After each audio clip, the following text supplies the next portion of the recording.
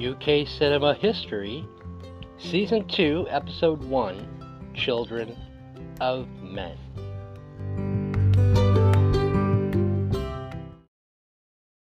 Starts with an earthquake, bird snakes, and airplanes, and Lenny Bruce is not afraid.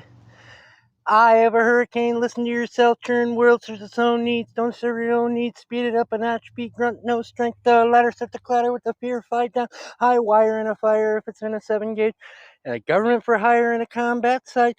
Matthew wasn't coming in a hurry with the fury breathing down your neck.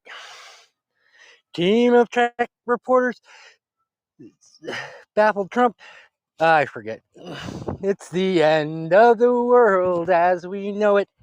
It's the end of the world as we know it. It's the end of the world as we know it. And I feel fine.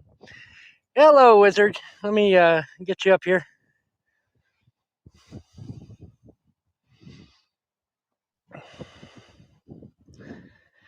Hey, how are you doing? Just waiting for good afternoon, or I guess late evening for you, isn't it? Indeed. Well, we appreciate It's not too bad. We appreciate you staying up to the wee hours for us, laddie. Oh, thank you, pal. Thank you, pal. I say that because our film for tomorrow is Irish, or our film for next week. One of our 2 films for next week is Irish, so got to be practicing my brogue for that one. I still find it quite interesting that what was that actor who took up it? He played in the film Snatch, and he decided to play a role of an Irish gypsy, and he did a really good job. Brad Pitt. Brad Pitt. Yes, Brad Pitt. He did a very good job, surprisingly. I didn't think it'd be his sort of thing. I couldn't understand a word of what he said, so it must have been good. Yes. There's Leonard here. I'm passing out the magic mod powers. And I'm not sure where Yassi is. I was talking to her literally 3 seconds before I hit the start button. So who knows? But she'll be here. She always is. Seeing as it's like half her room anyway. But did you all have a good holiday season? How was your New Year and all of that good stuff while we're waiting for people to show up? I'll go ahead again then, I guess. Yeah, New Year was amazing for us. Well, overall pretty good. Basically, like every other person in my family got sick, but I wasn't one of them, which is, I guess that's nice for me. But apart from that, yeah, pretty good. Yeah, apparently Germany is just in a constant state of either coughing or throwing up right now, from what I saw on the news. Yeah, I haven't heard of throwing up actually, but coughing is definitely the case. Yeah, I've heard that like yeah, there's two strains. One is a chest flu, and the other is some sort of a stomach bug that's going around Germany. So yeah, well, yeah, I'll be back. Basically, I'll be back in Scotland in 2 days anyway. So civilization. I don't know how it is there, but like I hope that there isn't too much chest flu going around there. And there's Yassi. Good. Let me invite Dominic. Hi. Dominic is going to be part of our panel today. We always value his contribution.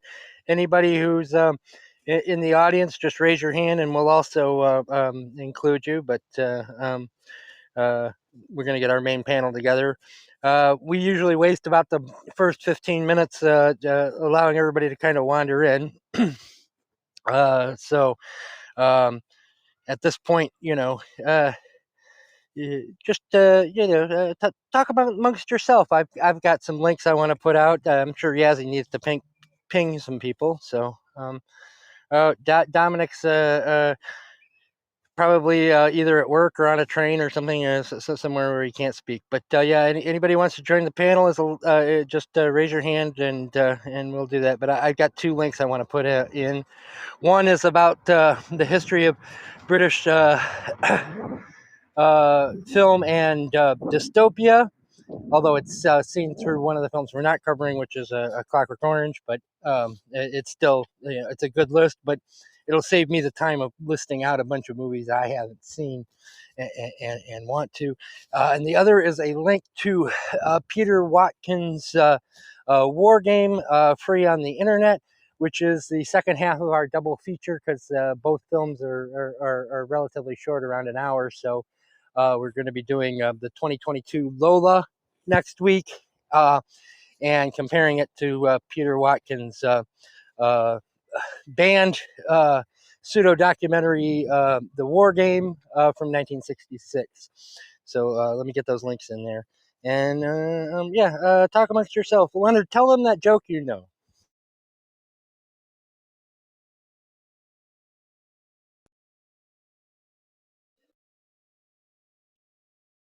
Let me guess, it's a Scottishman and an Irishman and an Englishman walk into a bar, is it?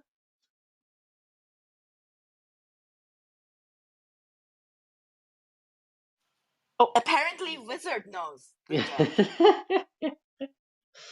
job. I'll try and think of one. But I had a nice warm, wet, coughing Christmas, just like a few people. But no, it was lovely. It was nice to have the family round. The dog got under the Christmas tree and had all the chocolates and got very sick. But apart from that, it was a good Christmas. Nice. Yeah. How about yourself, Yassi? I have nothing to contribute to this part of the conversation. How does a Scottish shepherd find a lost sheep in the woods? I don't know. Very satisfying indeed, laddie.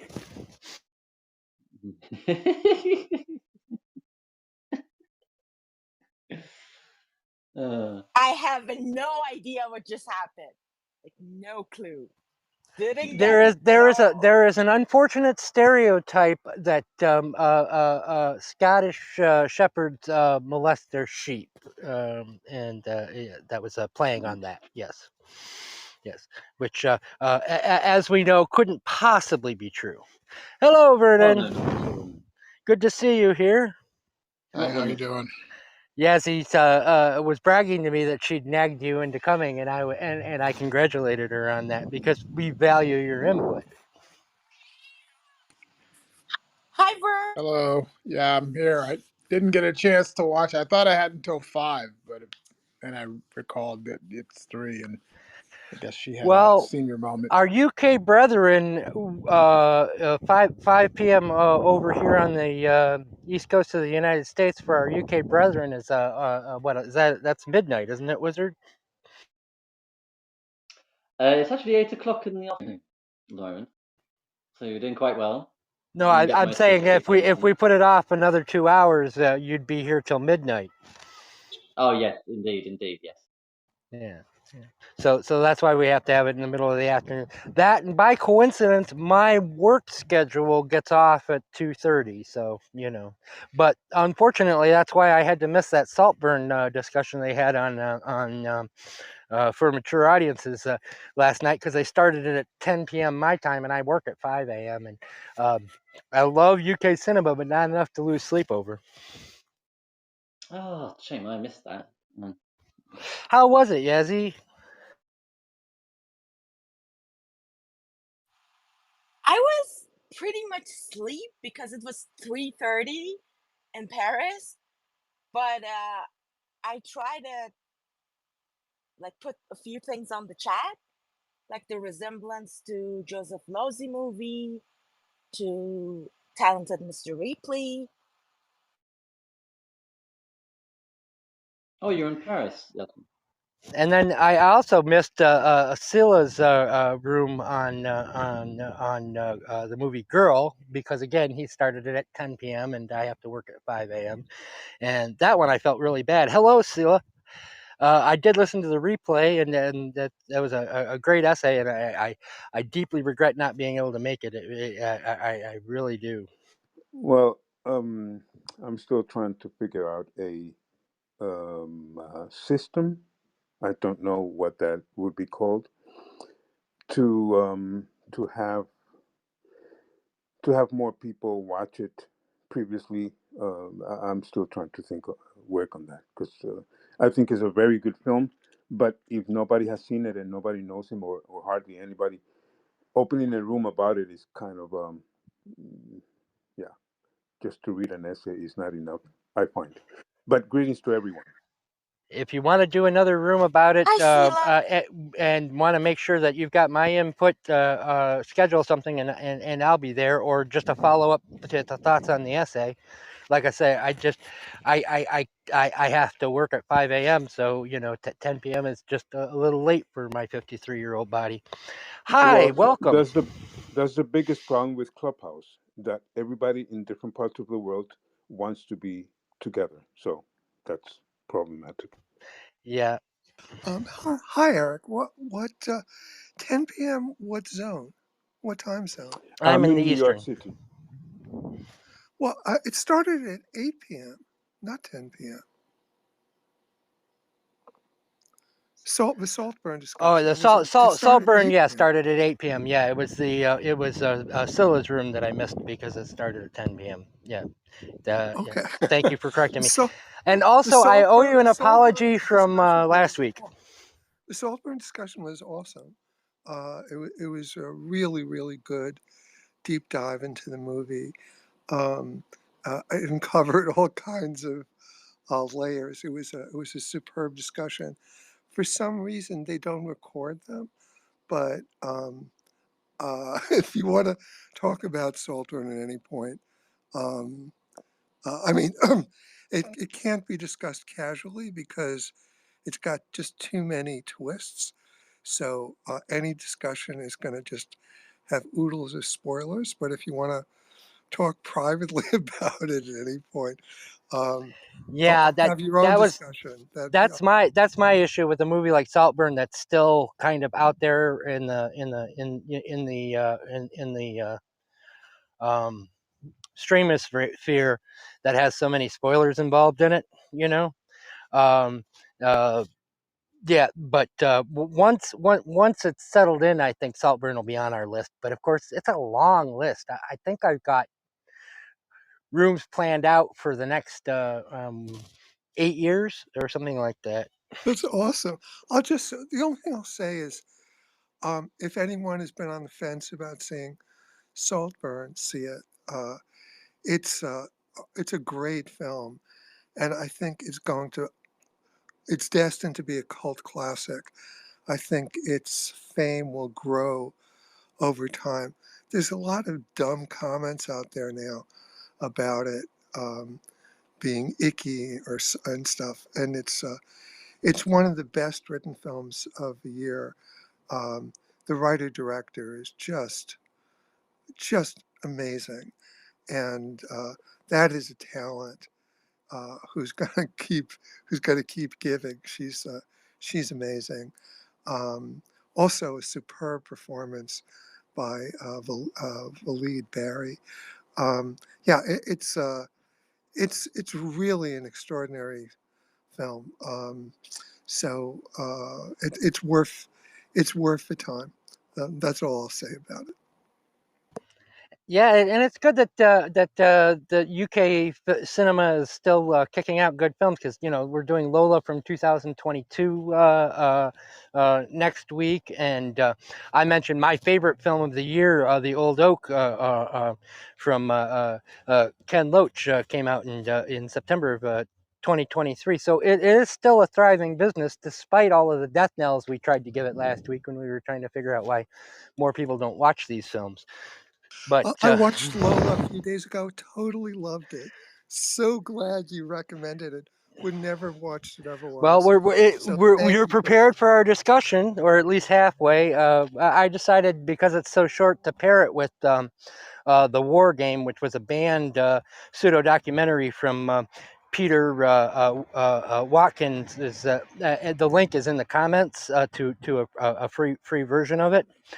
So another 55 minutes of your time, and and we'll have a full discussion, because I do kind of want to. I thought Lola was a good enough film, and I'm not going to spoil anything about what our discussion is next week, that it needed to be talked about in the history of UK cinema, and so that's why I decided to pair it with the other short, was so that we could kind of put it in a historical perspective, because I think it's a film that's worth that kind of conversation. But this is Yassi's show, so we've done our 15 minutes of waiting. Again, anybody who comes into the audience, raise your hand if you want to be a part of the conversation. But Yassi, kick it off for us. This is January is Yassi's Sci-Fi month, so let's go. So we start by a dystopian movie because I believe that we are actually living in a dystopia, and this movie, and it's where it comes from, the source, calls itself a very near future, like almost present, realistic dystopian. So we're not going to go through the whole history of dystopia. Eric, you wanted to concentrate more on the European style dystopia, so how about you take us there? Well, again, I pinned an article about it, that talks about it in terms of a Clockwork Orange, one of the films that we've chosen not to do. But in terms of the English dystopia, I mean, obviously, 1984 comes to mind, and Burgess is a Clockwork Orange. But I wonder, and I'm going to turn to Leonard on this, because if you look at the list there in that article of dystopian films going back to H.G. Wells adaptations in 1931, it's a very large part of the European science fiction. Is there something about living on a rocky little island where it rains most of the time, and you have 9 months of winter, that just kind of gives people a dystopian view? Leonard as someone, and then I'm going to turn to Wizard as people who live on that rocky island. It's more on in television, I think, in terms of science fiction. But when I think of British science fiction and film, it's mostly dystopia, isn't it?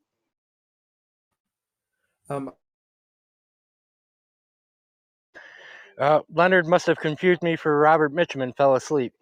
Oh, sorry. I unmuted again. I muted again, that is. Well, I haven't seen that many British science fiction films, so I wouldn't be able to comment on whether most of them are dystopian, but I suppose you would be right. That being said, I certainly don't find it dystopian here. I mean, you could argue that I'm kind of living in a bit of a bubble. I'm kind of living in university life, which is obviously quite nice. Well, I perceive it as quite nice. Enjoy it while it lasts. Yeah, that is true. I'm first year, so that's certainly still a lot more enjoyable than what a lot of people say it is. After a few years. But yeah, it's raining a lot, but I like the rain a lot. So I've been enjoying it for the last 5 years I've been here. So I wouldn't perceive it as a dystopia, but you may get a different answer from somebody living elsewhere. Wizard, I'm going to turn to you for a moment as our second token UK cinema. So we don't just keep you here for your accent, by the way. We appreciate everything else that you bring to the table, but the accent is great. So keep up the good work. But when Yassi was first talking to me about doing a science fiction. And I was trying to think of British science fiction.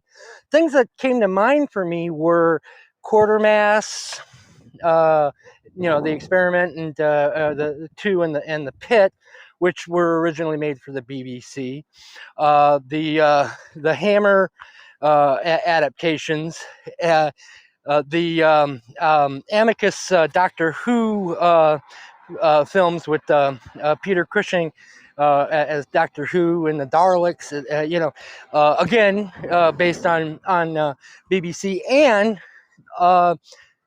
like most, the Hitchhiker's Guide to the Galaxy, BBC adaptations, mostly aimed at children. So when she started listing off films, and Children of Men was one of them, I was like, oh, that's what they do. They do dystopia for adults and science fiction for children. But what's your take on that?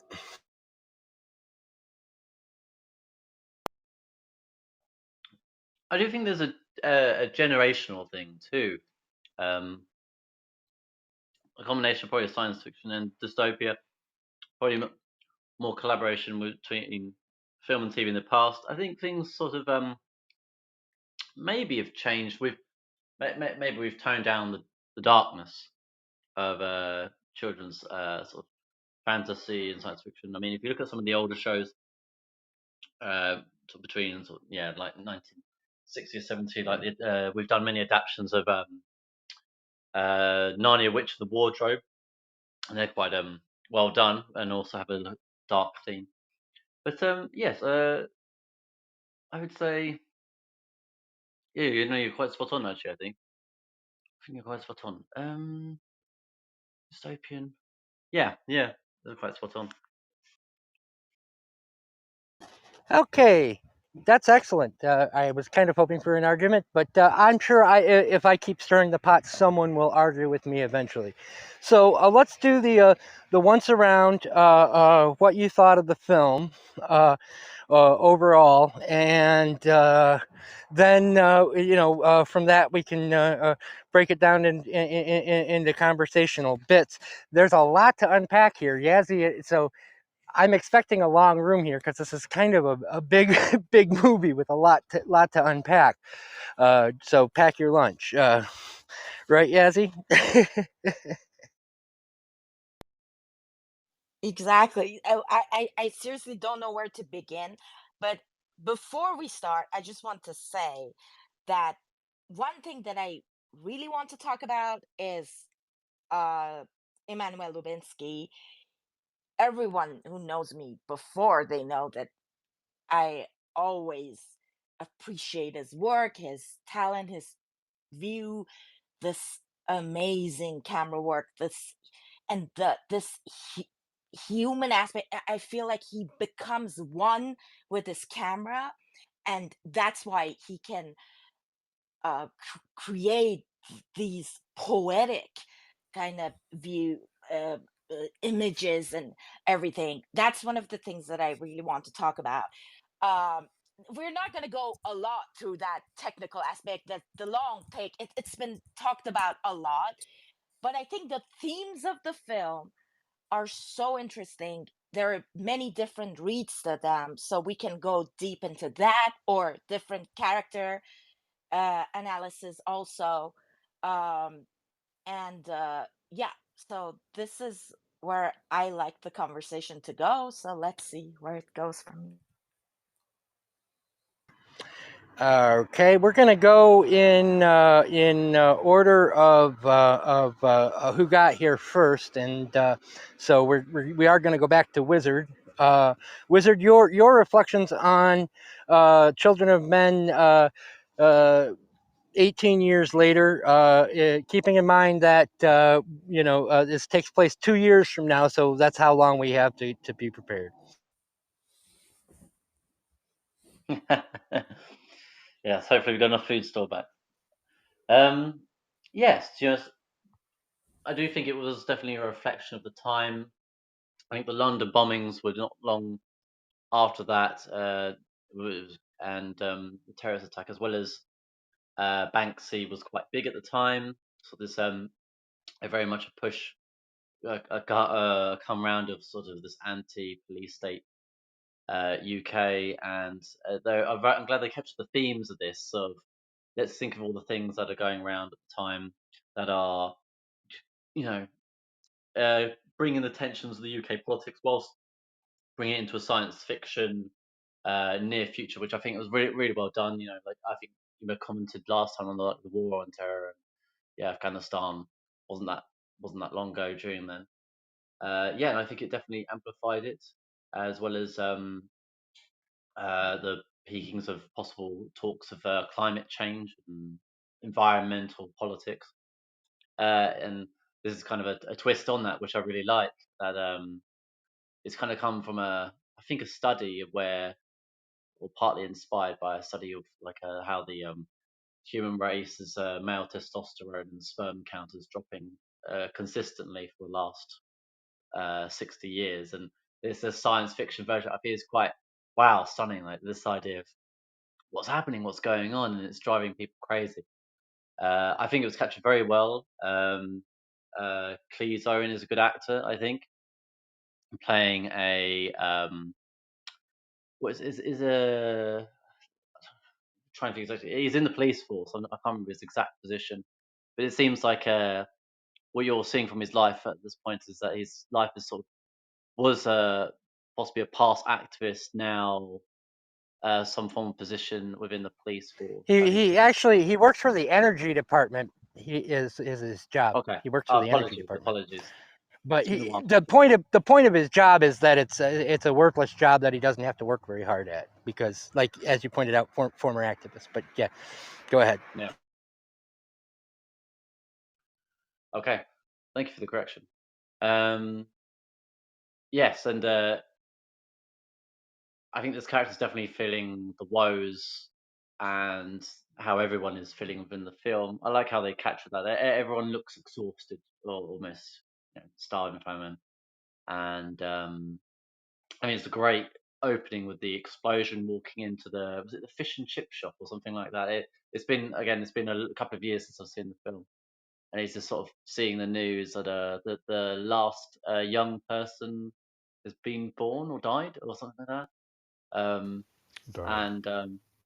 I think that was the beginning explosion of that film was a brilliant intro of the showing the emotion and what you're going to feel for the next later stages of the film. The environment you have to get used to it.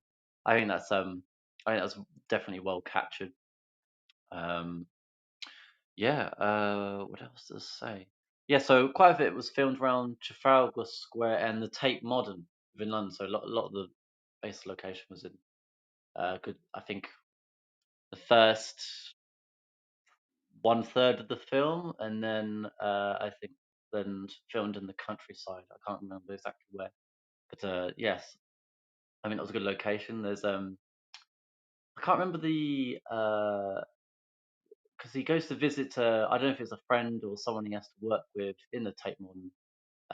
Would you mind anyone filling me in there of the scene? Yeah, at Battlesea Power Station, which is why they have the Pink Floyd pig floating over it.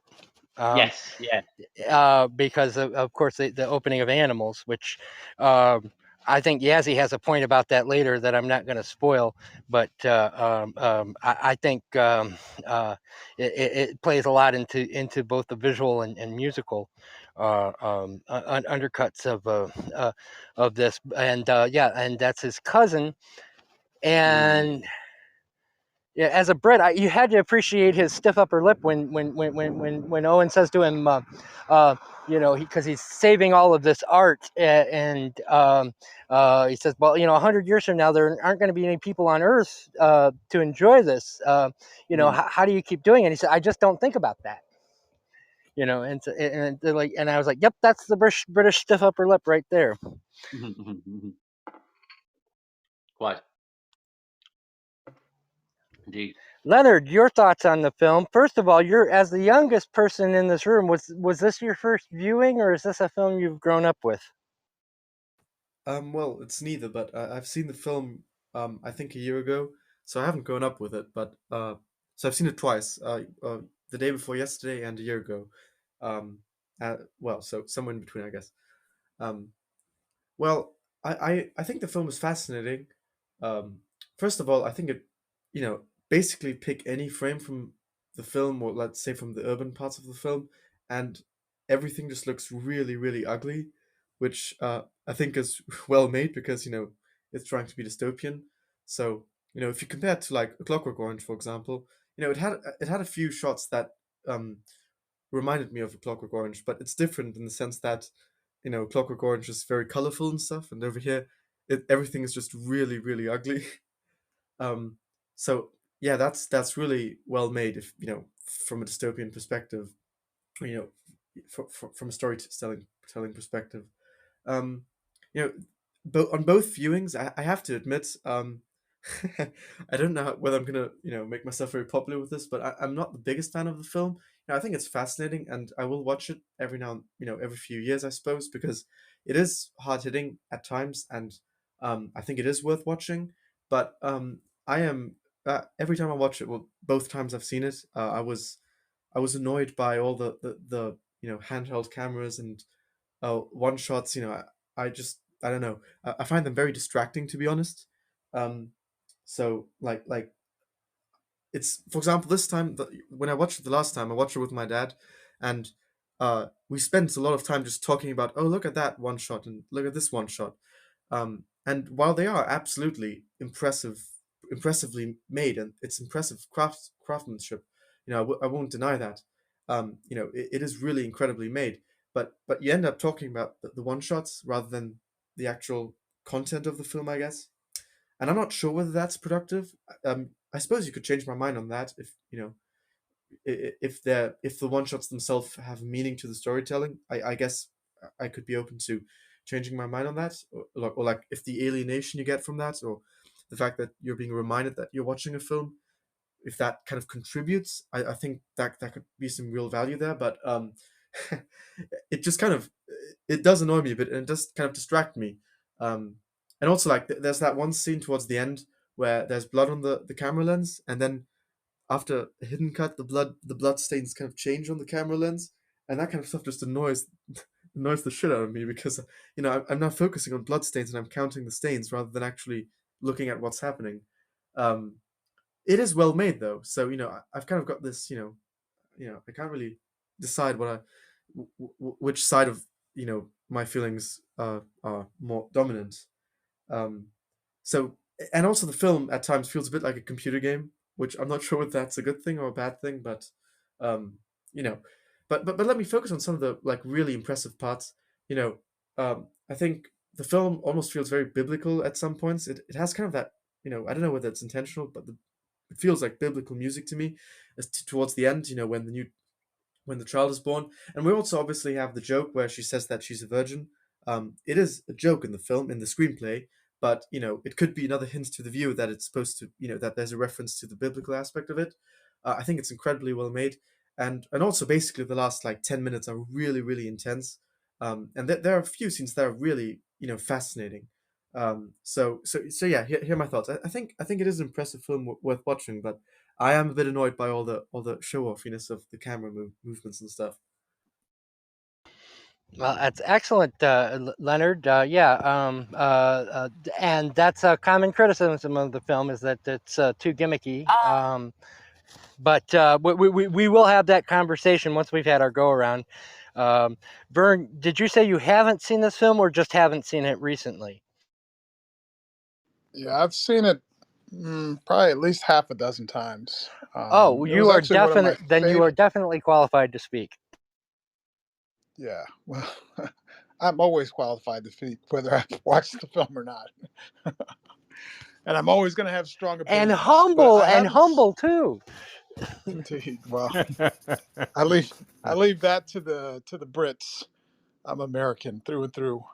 But I meant to watch it. Like Yassi told me about it, I think this morning. But I took a trip home and I needed to decompress, and I really wasn't ready to start watching movies again. But now I started as soon as the room started, so I'm about a quarter of the way through it now, and I haven't seen it.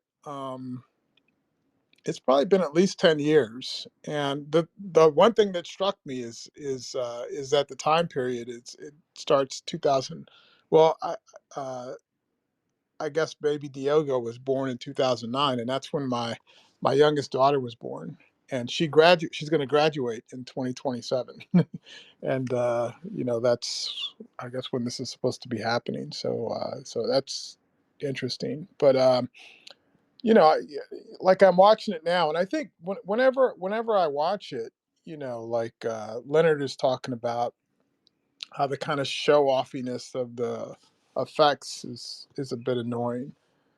But for me, every time I watch the story, it's like the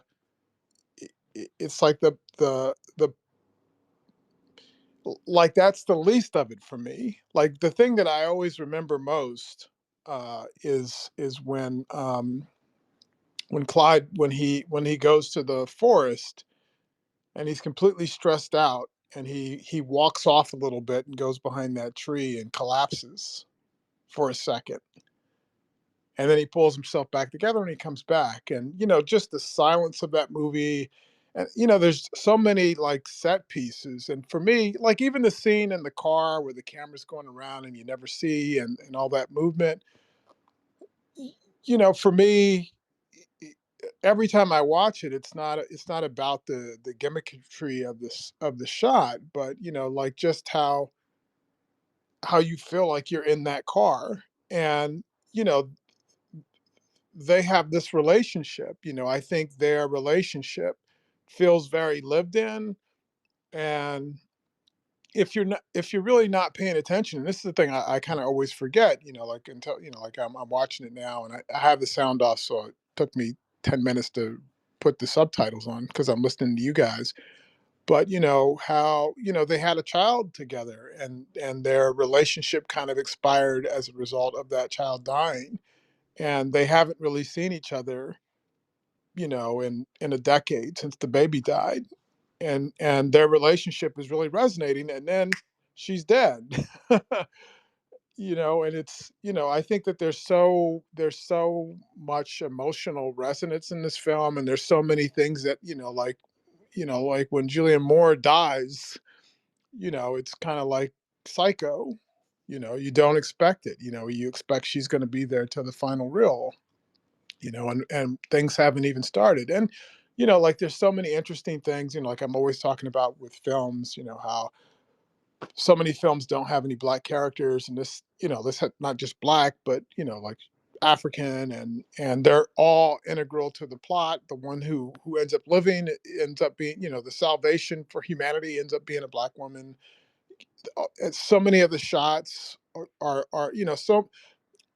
I think the other thing is just how steeped in, like, there's a real rich art history in the film. So they've got David with his with his a piece of his calf missing, which is brilliant. And then they've got Guernerco in the back for a couple of shots, but then also the way that they, like, this kind of documentary war photography, like, like when they're trying to escape, the baby's been born, and they're trying to get out of this building, and everything pauses. Like, the soldiers hear the baby, and then he gets her out of the building, and then they just kind of resume the operations, which is, like, you can imagine that happening in Gaza now. Like this film feels like it could be, like, scenes of it could be like what's happening in Gaza, or Ukraine. And I think I think so much of it, like, I know a lot of people, like, when I read the reviews decades ago, everybody was just captivated by all the kind of technical gimmickry and the cinematic gimmickry. But, for me, whenever I watch this film, it just really resonates because I can, like, and that's the thing, like he's Clyde, he's a husk of a man. He's like dead inside. He's like a dead opportunist burnout. And, by the end, he's willing to sacrifice himself. And he doesn't become like a hero. It's like he's just getting the significance of what this person represents. And you watch him grow without becoming super heroic. He's heroic in a very humane way. And I think, like, like, this is the kind of film where you can watch it, And if you really want to get into the gimmickries of sets and all that kind of stuff, I guess that's what Yassi's going to talk about. You know, it's brilliant on that level, but it's also brilliant in the way that it's using, you know, like these are some top tier actors. And, you know, Julianne Moore, she's probably the headliner for this time, and she's gone. And, but her character really resonates. And like, before she goes, you know, that you know, like I've never seen a movie. I've never even seen anybody do this thing that they do with the ping pong going back and forth. And just how that little thing, like this is something that they did, you know, when they were together, and this is the first time that they've ever done it. She's going to be dead a minute later. But in terms of building that character, them spitting that, the special effect of them spitting that ball back and forth, and then she dies. I've never seen that before. And it's such a brilliant way to build up the relationship between them and their characters. And, you know, there are just so many, you know, like just kind of brilliant touches in this film. Like the way that they're treating the characters and it is just as radical as the cinematography, because films really, they don't do these kind of things. And it feels very lived in, you know, like that's the thing. You watch these kind of dystopian futures, and there's no grit and grime. And like Leonard was saying, everything in this film is grimy. It's like a grimy future. You know, I'm almost done. So, you know, and then, you know, one thing I was thinking, I actually had this question. I think Yassi already answered it, and I think you did too. You know, like I've always, you know, I've always tried to figure out what the significance of the pig dirigible was. And I'm a big fan of Orwell, and you know, 1984 I've read, is probably the book I've read the most in my life. And I've read Animal Farm every year with my kids. And for some reason I hadn't pieced it together until, you know, I was asking Yassi about it, you know, before the room started, and then she kind of made those connections to it. And of course, you know, you guys kind of started this room off with Pink Floyd. And, you know, so much of that stuff just kind of really resonates in this film. There's just so many layers with the characters and the little subplots. You know, like I just think, you know, to me this film it's like all masterpiece. And I'm really looking forward to, I'm gonna probably watch it with my kids tonight, because I don't think we've watched it since they were little. And yeah, I'm really into it. I'm really into it now. So I'm really glad you guys selected this. I'm sorry. Before we get to high, I just want to say two things in the middle. One thing that you mentioned, Julianne Moore and Clive Owen. I wanted to say this, like these two together were so, in that short time, were so inspiring that later, if you have seen the Lizzie story, the TV series, the mini TV series based on Stephen King's, that Stephen King himself wrote the script because that story was so dear to him. So when he was like writing his, adapt his book into TV script, he had, based on this film, he had Julianne Moore and Clive Owen in his mind, like for acting. And the other thing that, when we're talking about this technical aspect, I just want to remind you, I said it, I'm not gonna talk about the long take and all that. I'm gonna talk about how that's the thing that I always bring up in all the rooms every time, that how the technical aspect of cinema comes to help and like create this storytelling, to comes to help the narrative. And now that we're going on, I just want you to have that on the back of your head as we going on. Sorry, thank you. No need to apologize, Jazzy. This is your room. You may interrupt whenever you want. The rest of us are the ones who have to wait in line, because this is your film. Remember? Hi, turning to you. First of all, I want to say thank you for talking me out of the Napoleon room over there in Understanding Movies, where we will be doing a dry season on Saturday at 1 p.m. Be there or be square. You were right and I was wrong. Once you get to know me, you'll realize I just kind of spitball ideas. Sometimes they're stupid, sometimes they're not, and I have no problem with someone just doing what you did and saying, that completely hypocritical and stupid of you, because it was, and I agree with you 100%. Okay, your reflections on Children of Men. Hi. I never said it was stupid. I I just said it was stupid. inconsistent. I said it was stupid. You just made me realize it because you're too nice to say things like that. Don't let Hyde deceive you with his dog videos and animals. He's a smart cookie. He just doesn't. He's just not abrasive about it. Excuse me, those are very smart dog videos. Yes, they are. Yes, they are, Hyde.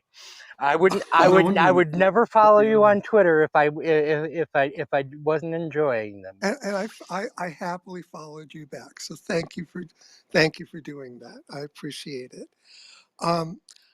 First of all, I gotta say, the special caliber of people in this room. Only in this room could you find somebody who said, when asked, "Did you see the movie?" "No, I didn't have time yet." And then it turns out I'm only seated 5 times previously.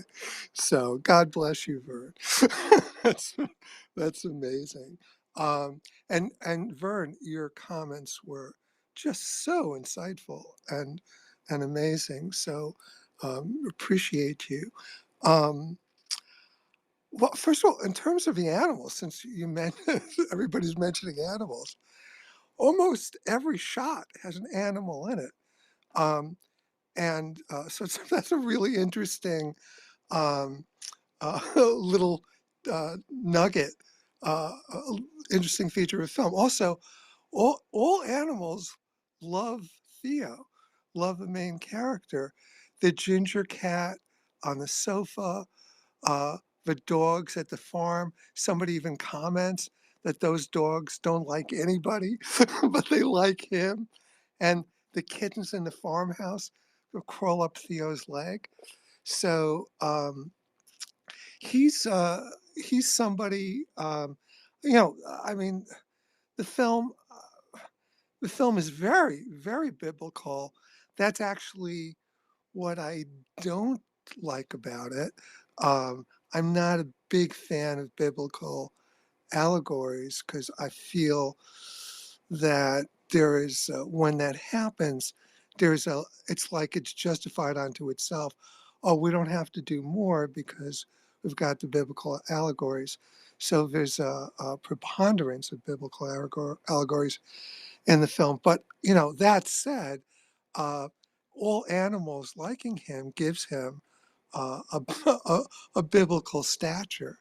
And of course, the animals aren't infertile.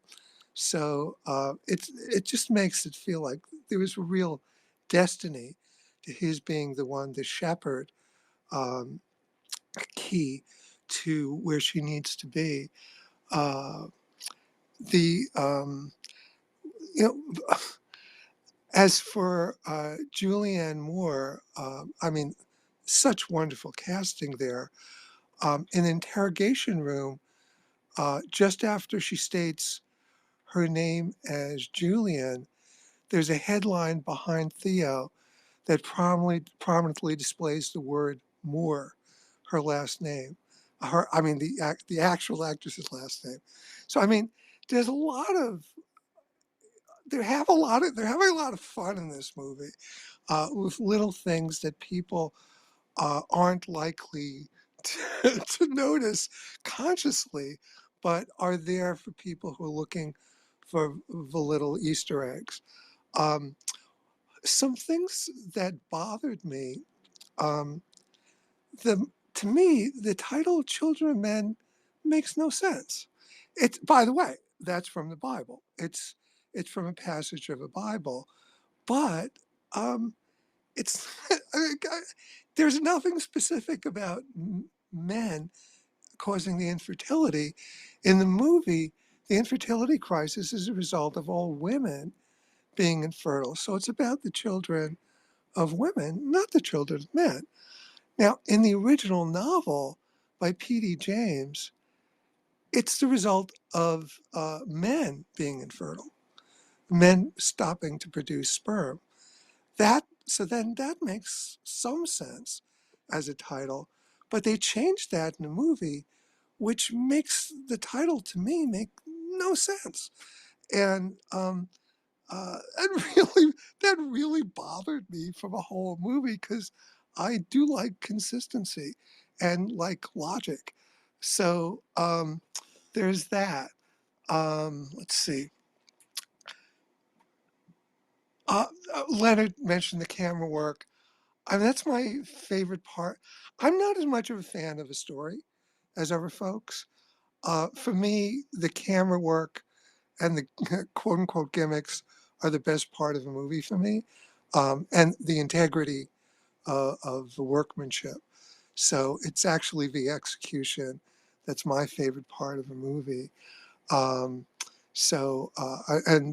the documentary style of it. The writer director said in an interview he wanted to shoot the movie not like an antithesis of Blade Runner.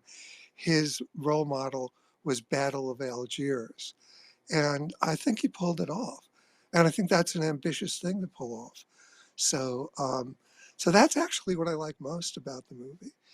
Um, and Michael Caine said that his performance was based on John Lennon. I thought that was kind of interesting, and there actually is a reference to Lennon McCartney. He makes a reference to Lennon McCartney, so I like that. And let's see. Um, some of the headlines that flash by are the news headlines to give us background. Because the writer director said in interviews, he hates exposition, and so he'll put in as little exposition as possible. So I'm in some ways one of the main expositions of these headlines is flash by. They flash by very, very quickly. But what some of them say are Africa devastated by nuclear fallout, U.S. troops full attack, militias occupy Cincinnati. That's my favorite. Fertility drug kills, surgeon arrested. That's actually great too. 100 suicides, nation in denial. Police put mosques under surveillance, gatherings are forbidden. Bombing of Saudi pipeline disrupts world's oil supply. Refugees blamed for increase in terror attacks. PM denies torture of British citizens. Dirty bomb detonated in Munich. England bans all immigration completely. No baby hope, admit scientists. War and famine lead to mass migration. Channel tunnel closed, all foreigners now illegal. Refugees mass on Europe. Deny involvement in torture of photojournalist. So I mean, it's like you look at any little piece of a film. There's a lot of creativity that went into every bit of it.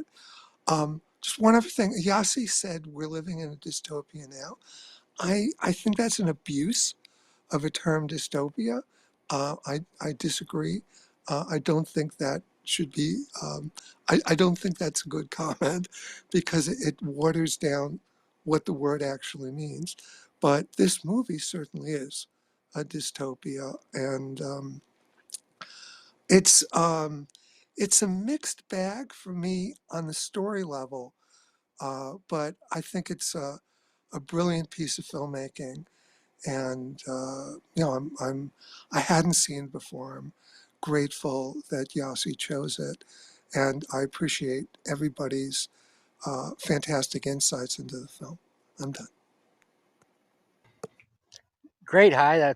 That's excellent. I'd also like to point out that when you look at those headlines, Miriam is in that picture of police deny torture. So the headline is implying that the MI6 torture is what caused her to be in her current semi-catatonic state. But also, I think that shot has some of the worst photoshopping of Michael Caine into newsprint that I ever saw in my life. You know, talking about the technical proficiency of the film. That scene and the quite obvious CGI ping pong ball are the two things that kind of took me out of it. But Yeah. I'm going to move It's on to. It's not Photoshop. It's AI. Oh yeah, yeah. Sorry, robot overlords. We love you and we look forward to serving you. Anyway, we're gonna go to Sila, then Doc, and then anybody else who has comments, please raise your hand to join the stage. There we go. And so we're gonna go to Sila, Doc, and JJ. Sila, your thoughts on the film? You're a man of culture. You're a man who enjoys many different art forms. What appealed to you? What didn't? So first, thank you for uh, making that I see a film like that. I would have never been attracted to it by the title. I don't know. It just, but I enjoyed it, and it's 50-50. The first thing I want to say is off topic. I just watched a movie this week called Gotland from Palmerston from 2022. I think that is the best movie I've seen in my life. So I need to mention, I need to get rid of that point. A side point, I find it's been a thing of mine for a while about what makes individuals reach out to a culture outside of their culture and work with their mind in a topic with the language of another culture. And I find this to be kind of an example because Alfonso Cuarón is Mexican, and I find the combination quite interesting for a Mexican. I don't know where he has lived most of his life, um, but I found that interesting to observe a film with that topic and in that way coming from a Mexican. I'm just interested in this bridges that some people make from one culture into the other one, even though we claim to be globally connected. I don't think that's true. Um, One thing I have problems with, and it connects a little bit to this back and forth with dystopian as a term. This is projected as to November 2027. The film is 2006, which means they're projecting about 20 years. Um, in the technological state, it seems to me to be worse off than in 2006. So I find that very strange. Um, the the political intentions with immigrants is very organized, if you want to call it that. But other than that, on the streets, I see only chaos. So I couldn't understand from the beginning of the film how can so much filth be projected for 2027, just 20 years ahead.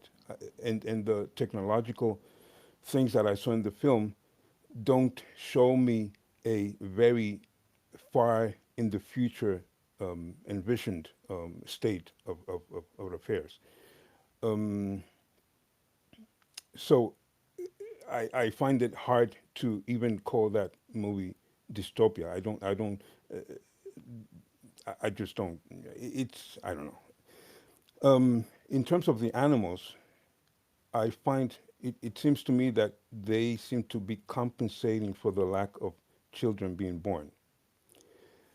It's also the second time this week that I've seen a film.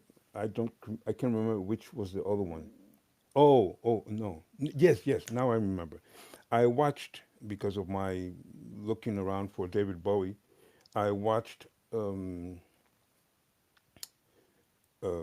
Basquiat, and I found interesting to find within 1 week two films that put Picasso's Guernica in the middle of the of the camera. Um, Something very weird is that in Germany in 2027 we hear, of course, only if you understand German, we hear a German older lady in that cage standing next to a very tall black man, and in German she says, um, "My fine family has to be put in a cage with this black." I found that very strange because outside of that, I get the impression that the problems in this time are foreigners, or not foreigners, immigrants. That's the only problem. There are no racial problems. They don't appear to be there for me. But then you have this German lady who's in England, so she's out of her context, and she's complaining in German, I have a fine family. Why are we together with this black? So I found that interesting. I liked very much the idea with blood on the camera lens. I think that should be the logical context when you're showing when you're shooting in the middle of chaos and guns and all chaos is going wild, then I think the only logical thing is that you get some blood on the camera lens. So I found that quite interesting, even though I think it should be normal. Um, and in terms of the religious undertones, or, well, not really undertones, actually, overtones, when we connect the black girl being pregnant for the first time in 18 years all over the world, and we connect it with the idea that man, humankind, came from Africa. So I found that interesting. Um, some moments made me think and reflect. Some moments were cute. Some were heavy. But generally speaking, I really cannot say that I liked the movie. That's a general statement. Thank you. Thank you, Sila. Doc, your reflections on the film 18 years later. All right. Honestly, Yassi and Eric, thank you so much for picking this movie. If I had to pick a movie between 2020, or I'm sorry, in 2010, this is my favorite movie. I was in Iraq. I had this movie on a Zune, and I don't know if you remember what Zunes were. It was by Microsoft. It's like an iPod, and I had the movie that and Waterboy, and then also Eric. I would ask or Yassi, look up the movie. I've always considered it an English cinema movie, but I think it had a French director. But Frank Herbert's Dune. That's my favorite movie in the 80s. Dennis Duvernay. He's But Canadian. that's my favorite movie from the 80s. Oh. No, that was David Lynch. That David Lynch was doing. Yeah, no, not English. I thought he was French. No, he's from Minnesota. Minnesota, don't you know? And then that no. But the thing that I loved about this movie was when I was going to military high school when I was 14 back in '89. My English teacher gave me a book called "Welcome to the Monkey House" by Kurt Vonnegut, and it read about this dystopian society. And when we say dystopian, meaning difficult, utopian, not difficult. So you have a utopian society or a dystopian society. And then, but in this movie or in this book, he wrote about this society where they figured out how to stop aging. And then there was a problem with overpopulation. So the government ends up making you take jabs with a needle in order to be able to be numb from the waist down so you won't reproduce. So to stop overpopulation issues. And then when that movie came out, and then it mirrored a lot of what was in my favorite book. I mean, because I've read that book probably 100 times. Because it's not a very big read. It takes you like a day to get through.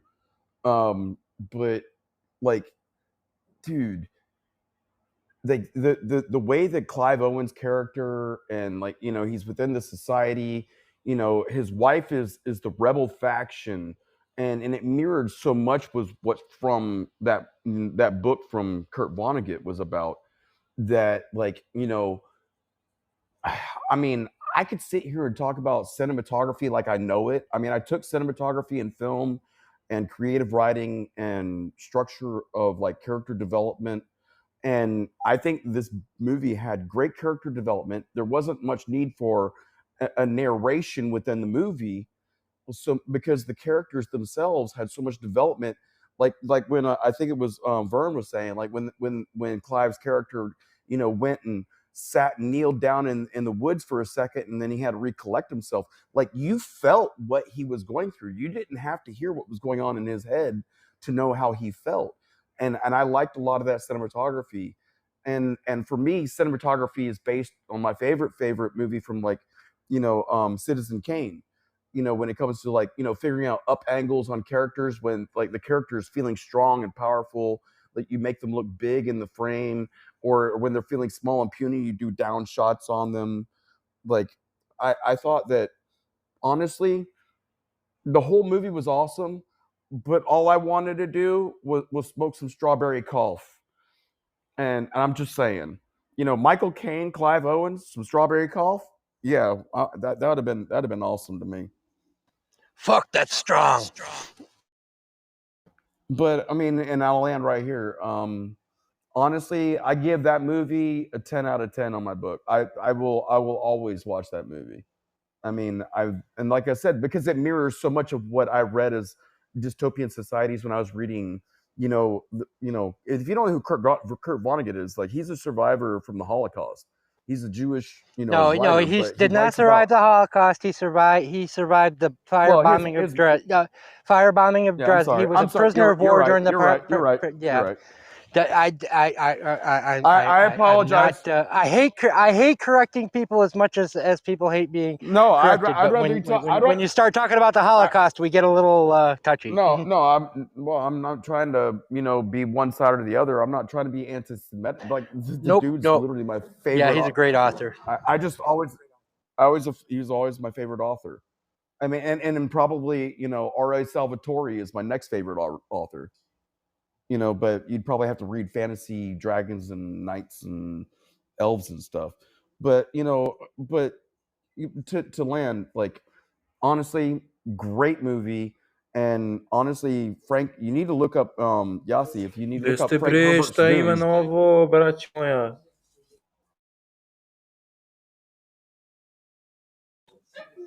What up, bitches? What up? Here's your nigga.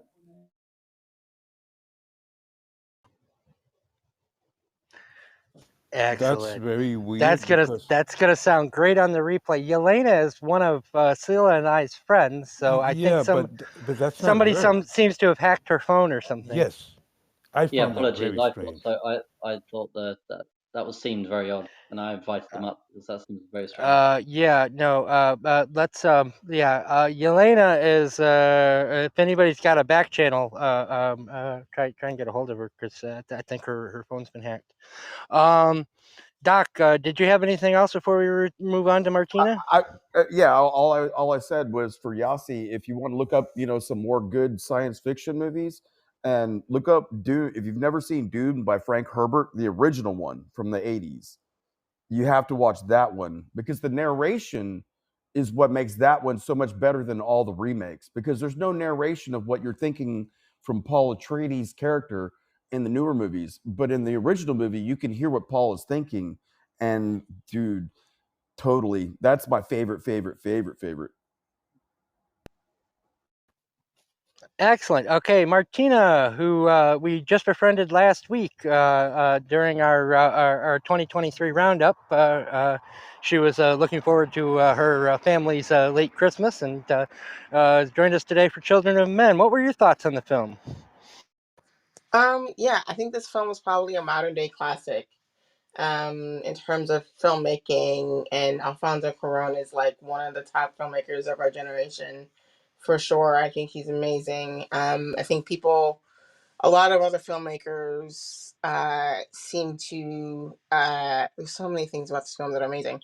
There's so many filmmakers that like have copied what he's done in this film and other films. Specifically that scene in the car, that it's like so classic with the camera doing the 360 thing. We've seen that. Can you guys hear me? I'm getting a red bar.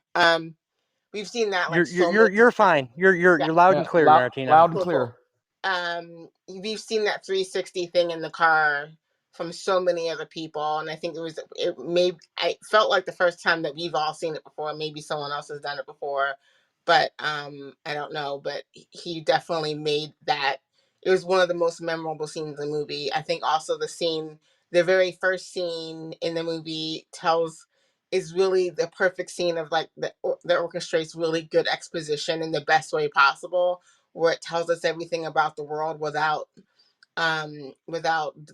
like dumbing it down in any kind of particular way, and through action is just fantastic. And then also the scene, like the reveal. I mean, we've all seen the movie because we're talking about it. So the reveal of like the girl that is pregnant and she's among a bunch of like cows. It's like, it's like all the symbolism of the movie is just so beautiful. And it's Um, framed to look like the Venus de Milo. Exactly. And it's also the scene where like the war literally stops by hearing a baby cry. It's like all of these visual, like beautiful storytelling elements that like are the best types of storytelling that we have in cinema, that allows us to tell that story in a visual way, and has a lot of symbolism, and it's just such a beautiful movie.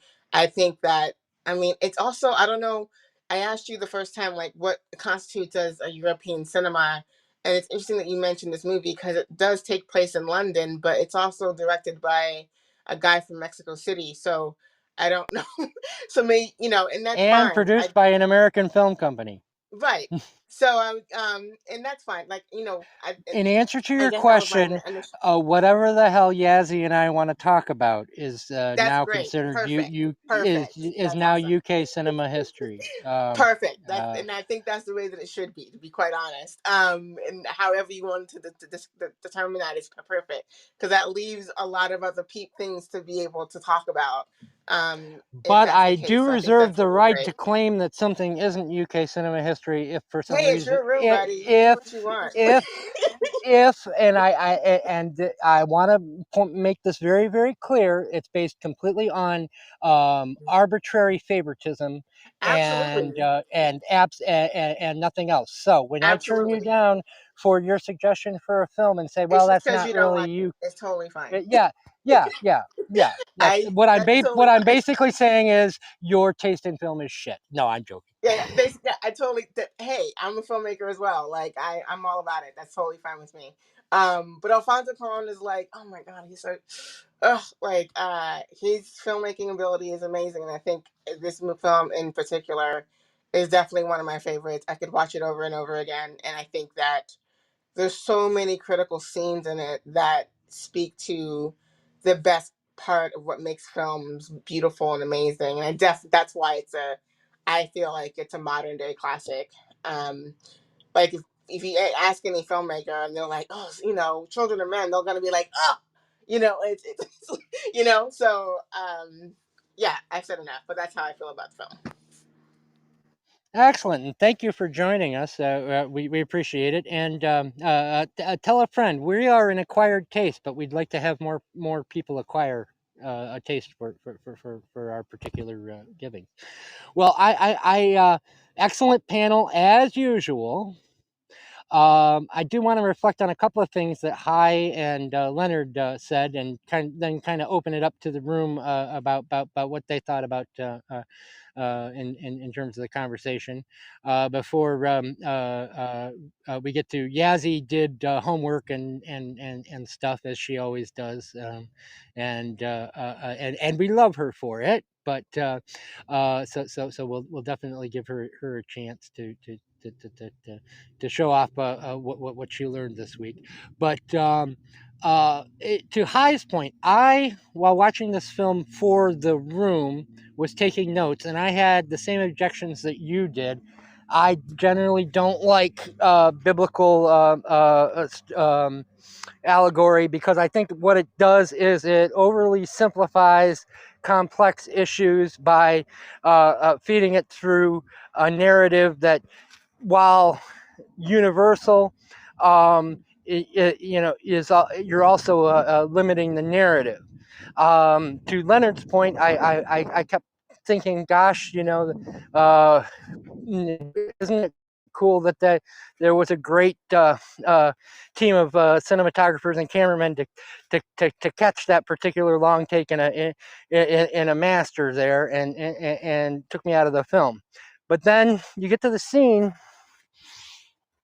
and I made notes. The Venus de Milo unveiling of the pregnancy and things like that, and I kept making notes. But then you get to the scene where they're pulling the baby through the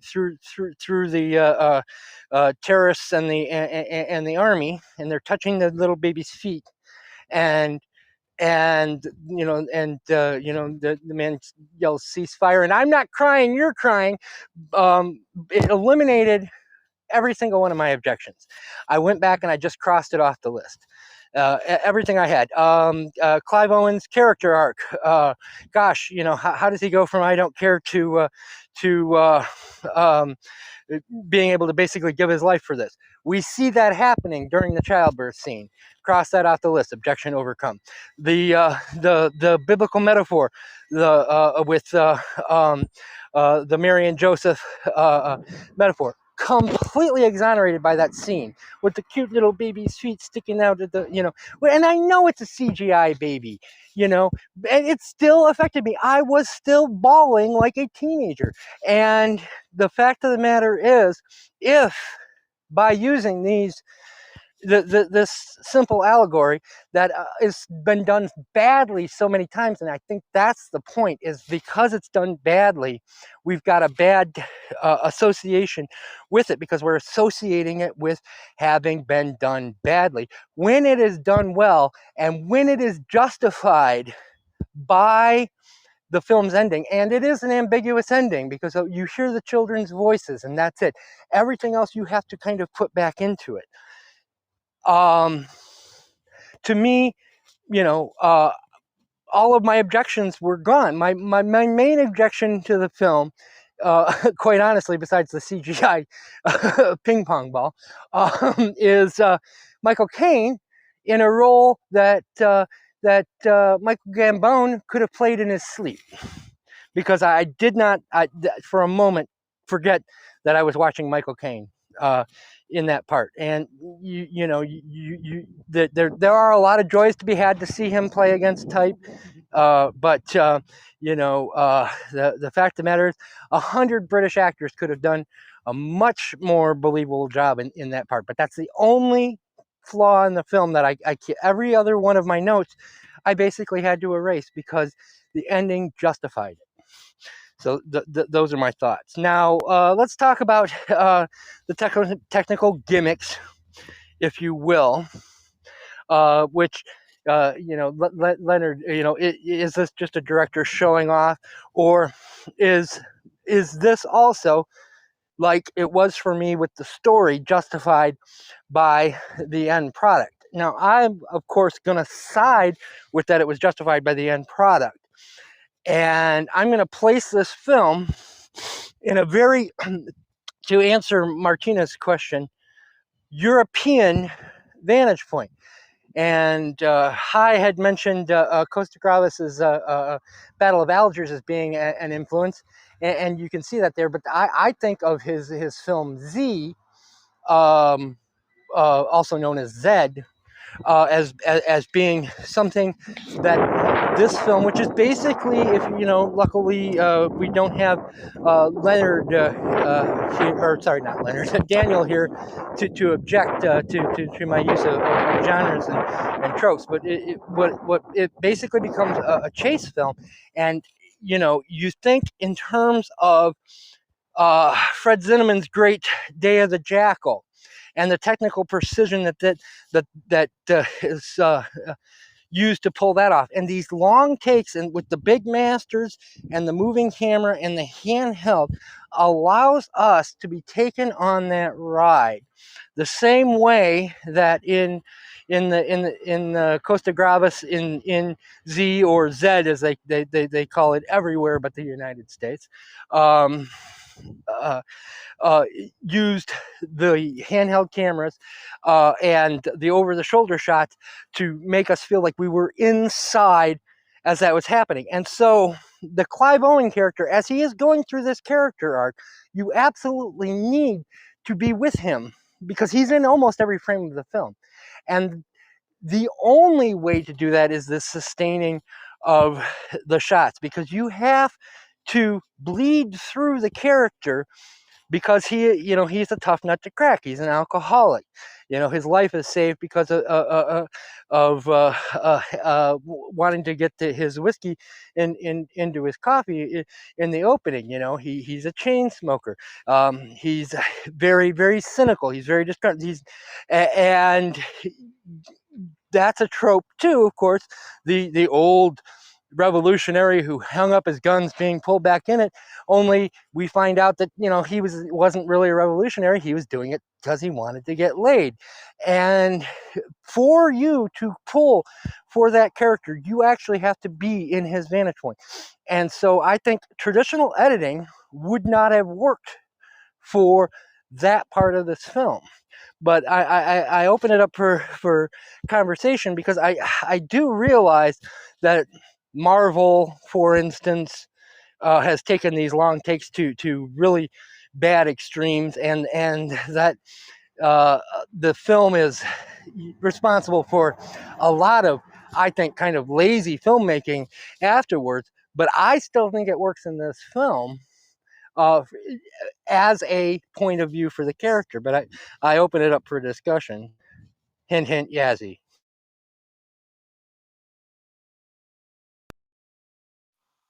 Okay, so what I'm going to say first is I'm going to argue about this dystopian aspect of the film, because that's very interesting, the way that it's depicted here. Okay, let's just say, okay, we have a sci-fi. We can all agree on that.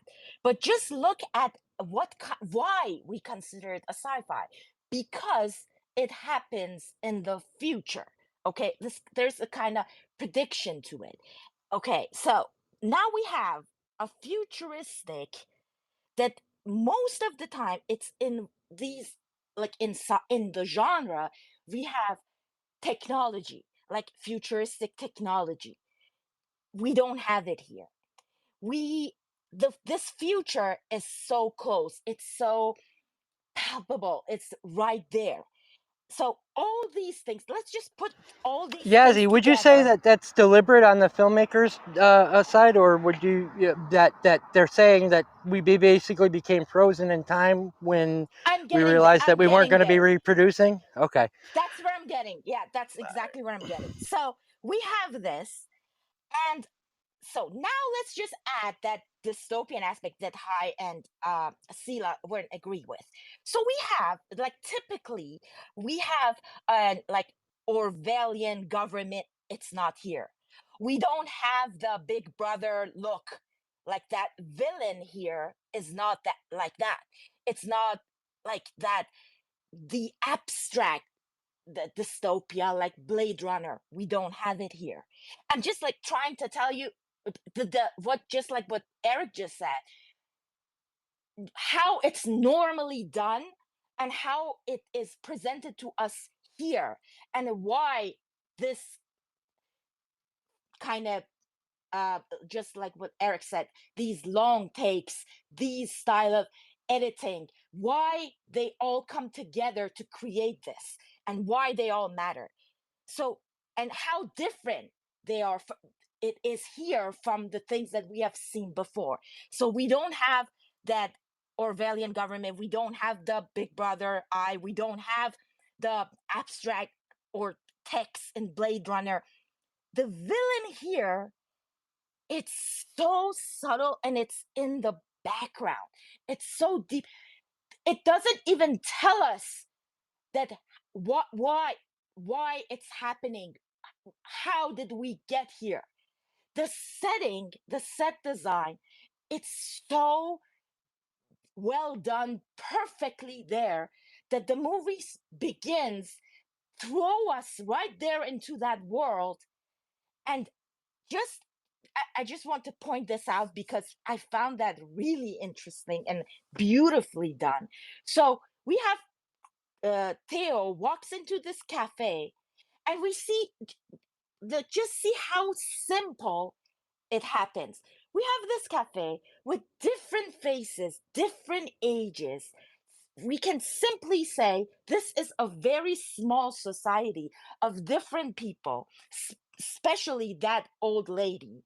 And we hear on the news that the youngest person, like the 18-year-old baby. So that kind of say like why they're calling this 18-year-old guy a baby. And then it says that the guy is dead.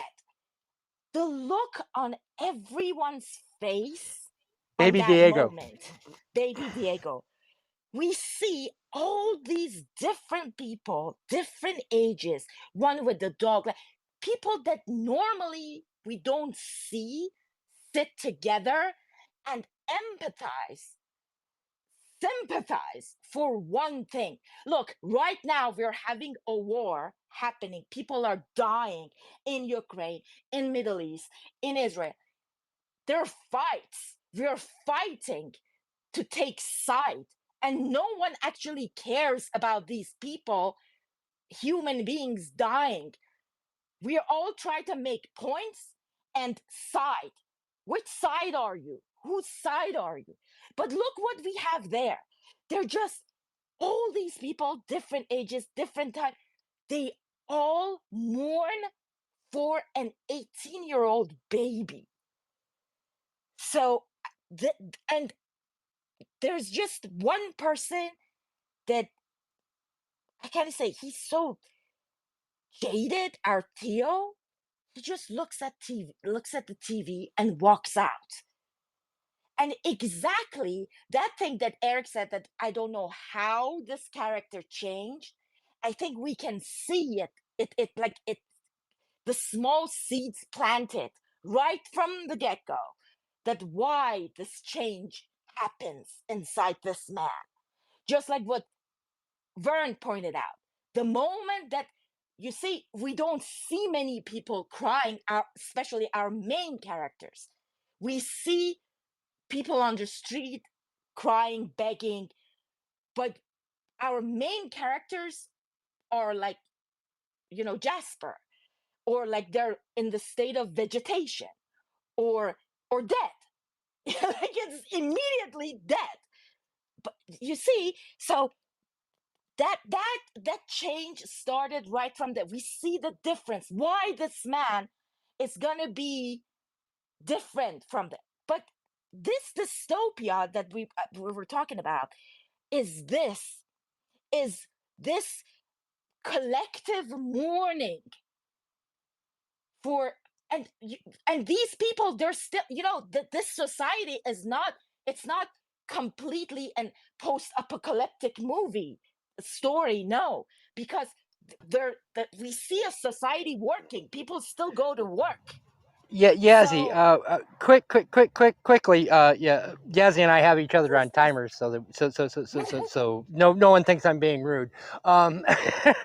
Quickly, no, two please, highs. everyone be rude.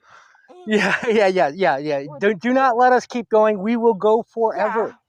Horrible. To High's point about to your point of modern day dystopia, I want to give you a chance to answer High's point, but I want to also, to some extent, I agree with High in a way, because one of the things that I came away from watching this film this time was, because the film is really a reflection of the post September 11th War on Terror invasion of Iraq period.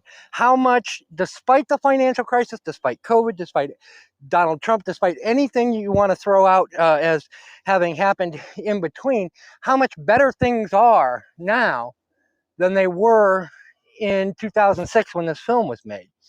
So because that great scene where the handmaiden, you see her through the window and they just throw the bag over her head, and the scenes of Abu Ghraib and things like that. Because, to me anyway, we have been through that and dealt with it as a society. Things have actually improved.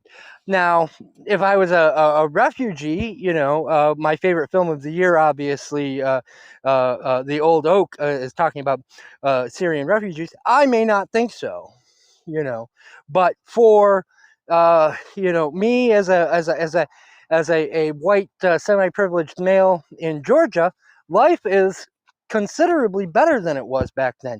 I mean, one of the reasons I think this film did badly in the box office was because, of course, in 2004, Crash had come out and had completely solved racism, right? Right? No, okay, I'm kidding. I'm kidding. No, but to me, High has a point in talking about the film not really reflecting and Sila was hinting at this also, although he was talking more in terms of technology. It really is meant to reflect on 2006, don't you think, as opposed to 2027? Well, I mean, I think you made a very valid point when you just brought up COVID. That's like, okay, I read in the 80s, I read Vonnegut, which was a dystopian society. And then I saw this movie in like, '06. And then, like I said, I put it on my Zune. I probably watched this thing like over 100 times. And like, the connections between the dystopian societies mirrored each other without the whole biblical undertones. But then now when I'm 48 years old in 2023, and I see like people are getting conditioned with like, hey, you have to take a jab in order to get your job and all this other stuff. Maybe they didn't do it this time, but are they setting us up for 2027 in order to be able to be like, hey, everybody's got to get a jab, and then now everybody's sterile? I mean, that's where I think of the dystopian society connections in my head. And it could be that's a great part of the movie, I think, is that you don't know what caused it. It could have been one of 100. It could be environmental. It could be man-made. It could be on purpose. We don't know. And I think we'll never know really where COVID came from. Quite honestly, and it's going to be open to conspiracy theories for the rest of our lives. So, but moving on to I want Leonard on microphone so that people who are listening to this on replay can because otherwise what I say is in a vacuum, Leonard. You can't just write it in the comments and then let what I say sit out there. So say it on microphone, Well, please. yeah, sure. Well, I don't want to strawman you, in case I misunderstood you. No, but don't. I believe you said. What? Look, I believe you said that that like a one shot basically um makes you feel more like the character himself, or makes you feel more like a character yourself, as a viewer. Um, I well, I mean, I suppose I'm talking about a subjective experience for me, but so it's but I'm not sure whether that is true. I would like to challenge that idea, because so if you look at traditional editing, if you look, watch any movie and there's a cut, most edits are completely invisible to the human eye. Um, you don't notice an edit consciously um, when you're watching a film, unless it's like a really fancy one, or unless it's, or unless you're studying it, I suppose. But generally speaking, in a scene, if you edit and if it's done well, it's completely invisible to the human eye. So that's why I believe that if editing is done well, it is pretty much inevitably going to maximize immersivity. I will feel most like I'm actually in what's happening if I don't notice, if I'm not being reminded that I'm watching a movie. Now, I believe that reminding the viewer that you are watching a movie, kind of that alienation effect, can be useful in some films. I'm not sure whether I'm just not sure whether this is like one of them. Well, and that's not, you're absolutely correct, Leonard. That's not what Cuarón was going for here. So, if it had that effect on you, that's not what he was going for. So, you're absolutely correct. Now, what's Well, I not so think hard? Challenge me on this stuff, but guys, some of the stuff I just say to start arguments. Well, look, you got. I mean, Leonard. Most of the people in this room are film experts. So, Leonard, you're reacting. I think your reaction is a really specialized reaction. I think most people, as audience members, are going to have the opposite reaction to the one shot, which is exactly what it was intended to be, which is this feels more real, this feels more intense, this feels more like it's happening than any other part of the movie. I think that's what the point of it is. And I think the vast majority of viewing audience will react to it in that way. I just think you're you're so sensitive to the nuances of film technique that for you it's reminding you it's a movie, but I think for most people it has the opposite effect. So that's my argument for is doing it that way. I also wanted to mention briefly, um, Eric, I agree with you. The shot where the baby's coming down the stairs and the fighting stops so they can all marvel at the crying baby, to me, is the very best moment of the film. It's amazing and beautiful. Um, but going back to my other point, on a story level, it doesn't make a lot of sense because for the same, I mean, the whole conflict of a movie is that this group is pursuing the baby for political ends. By the same token, you got a bunch of people fighting and a baby appears. They're not just going to let that baby go. They're going to go, hey, this baby's important. Our side should have the baby. But that doesn't happen. And that's kind of fairy tale-ish, which I know there's a fairy tale charm to it, but on a realistic level, I mean, and the one shots and everything is supposed to make it realistic. On a realistic level, it doesn't make sense to me that either side would just let the baby go. So that's why I say, uh, on a story level, it just doesn't click for me. But as an as a religious allegory, I guess that makes sense. One other thing about the allegory, since Theo is essentially with the animals and stuff, a Christ-like figure who actually gives his life up at the end. One other thing about him is that not only does he never fire a gun, he never even touches a gun throughout the whole film, which is really striking in this. He hit somebody with the butt of one. Oh, does he? Yeah. Oh, so much for But that. Okay, you're correct. He doesn't engage in direct violence except for that one scene. But yeah. No. Actually, said he bashes Sid's head in when Sid is stuck in that door. Like he does it kind of defensively. That's true. But I Yep, think you're right. You're right. Yeah. So okay, that's I two. retract the point then. But he mostly is. But for an action hero, you are correct. That it generally doesn't. Your point is overall correct, even if it's not specifically. Well, Okay. would you consider him to be a hero or an anti-hero? No, he's totally a hero. Boy, I love the new pick, Doc. He's not an anti-hero in any way. He's totally a hero. Yeah, this is a very classic hero's journey. I mean, this is Luke Skywalker. You know, you have to destroy everything that he has and kill his aunt and uncle so that he can go save the galaxy for sure. You know, this is straight out of the hero's journey, which you know, again, may go back to High's use of the overdependence on allegory. Now, I would rebut High's point about the ending not making sense, except it's going to bring up another flaw. Which is, of course, there was an air raid coming in. All of them know they're about to die anyway. So getting the baby out is the you know, is the only hope that they're going to see for humanity afterwards. But then that raises the question: why is there an air raid coming that's going that the government that we don't learn that much about is going to also kill all its own soldiers during a time period where you can't produce more, literally can't produce more soldiers. So either way, it's a flawed ending, because you know, when the air raid comes and blows them all up, you're like, God, that government's pretty hardcore. They killed all of their own soldiers. But you're But saying that they knew there would be, they didn't know. If they knew there was a bomb coming to blow them up, they wouldn't continue fighting. They'd run for their lives. So, yeah, there's all kinds of They would illogical have all got on that boat.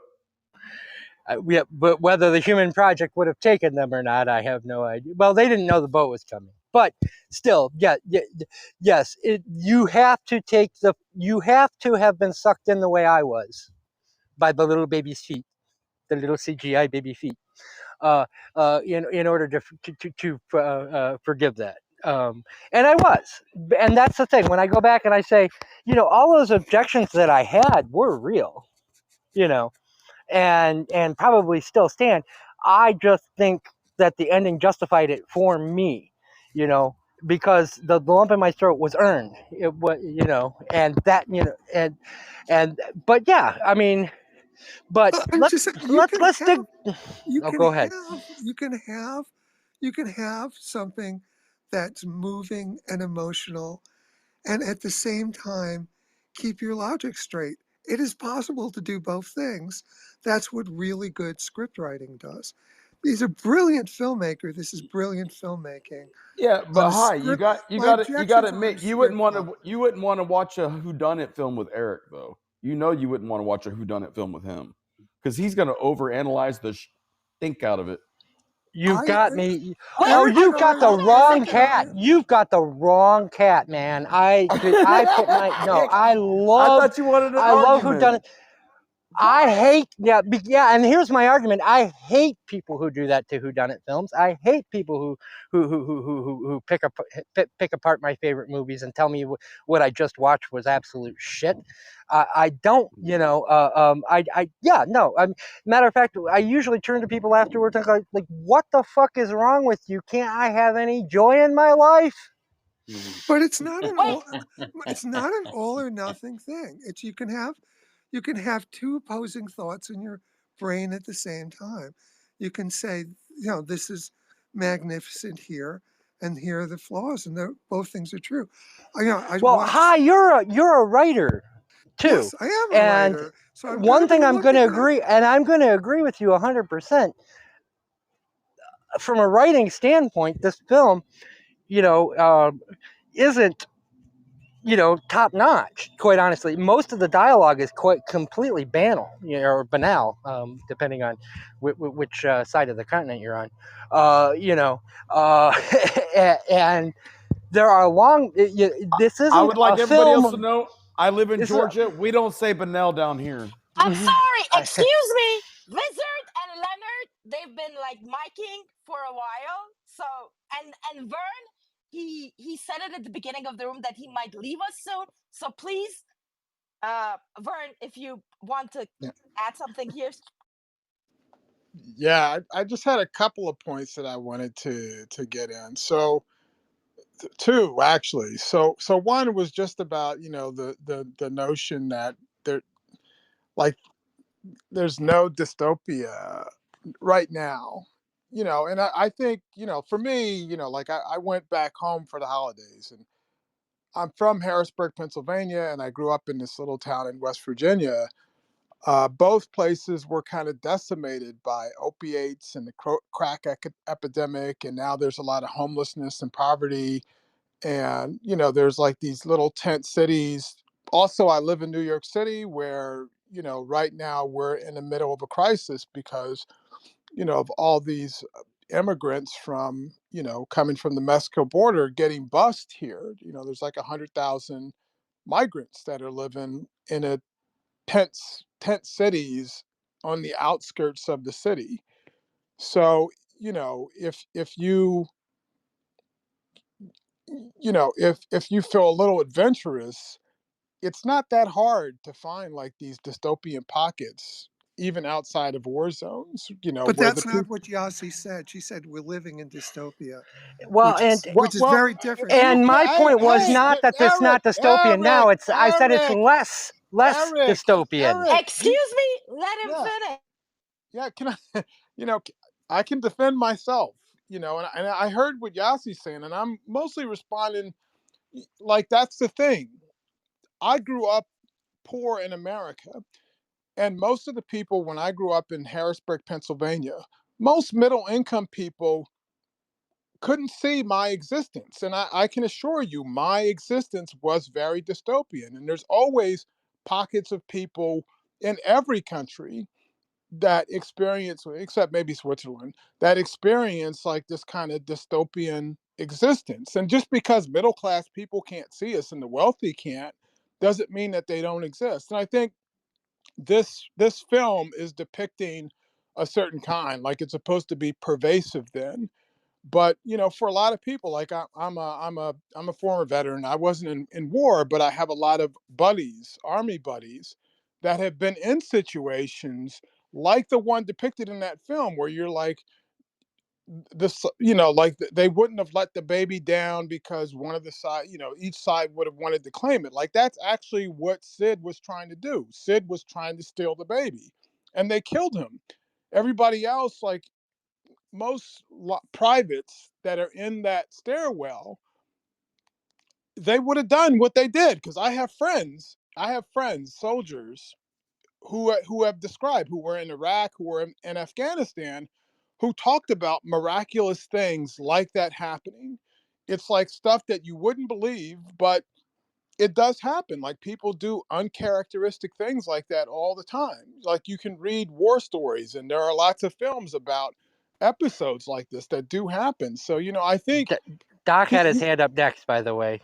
yeah, and that's Well, that's I another mean, thing, I'm a Purple Heart veteran that's done over 3,000 miles on foot through Iraq. right? I was a combat medic. That's why they call me Doc. My real name is Brian. I live near Valdosta, Georgia.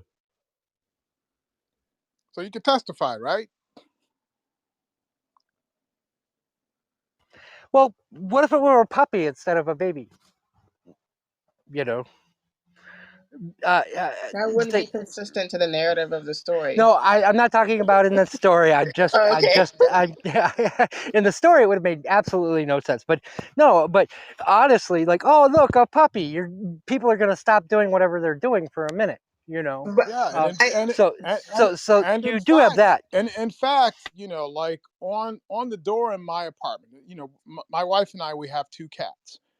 And my wife, she put a sticker on the door, that says we have 2 cats.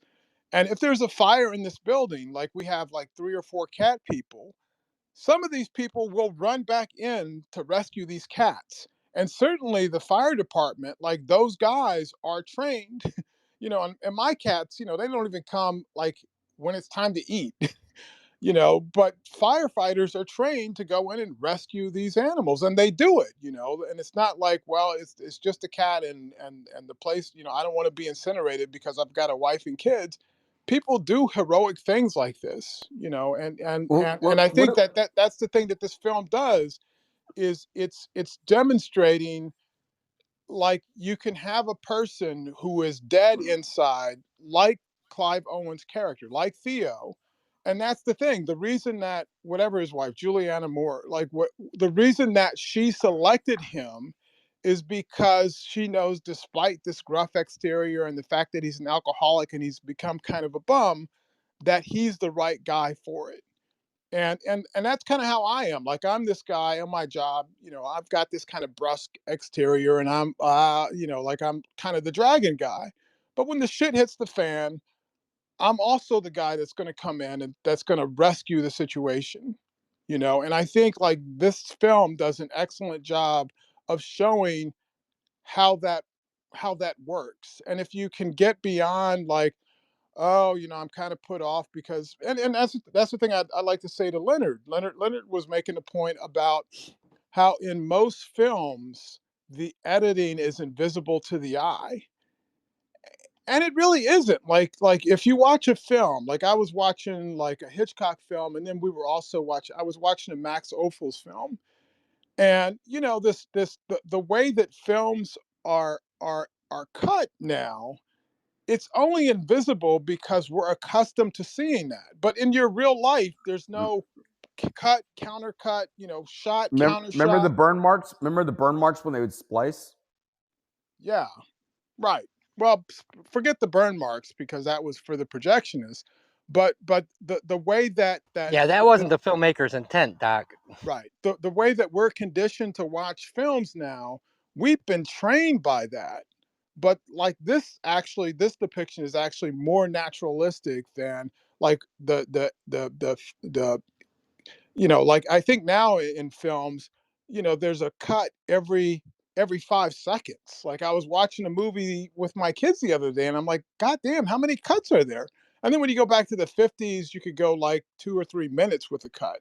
Like, there's Or if nothing you natural about that. if you watch Disney Plus, Vern, though it's cut to death. They don't even hold the whole 5 seconds Yeah, anymore there's nothing. because the attention span for television is even worse than it is for cinema now, Yeah. where they feel like if you hold on a shot for even a second. Or longer than just someone to say part of their line, people are getting bored. Yeah, but just let me make one more point, and this is for people who don't believe that these kind of situations, like one of my favorite journalist is Studs Terkel, and you can read Studs Terkel's stories. They're usually about a page, like where he spent 50 years just interviewing men and women on the streets, celebrities to homeless people. He just spent 50 years doing like short interviews with these people, and he's got a dozen books. But then he also has these radio interviews, and in fact, most of his stories are transcriptions of these interviews that he did. And I think there's a website, there's actually a podcast now where you can hear him talking to ordinary people.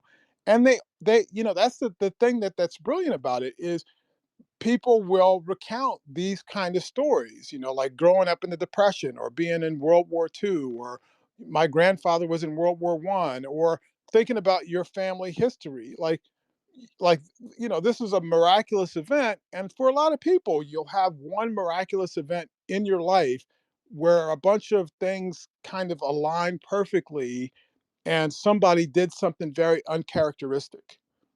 And like that's what this film is really illustrating. It's illustrating that kind of phenomena.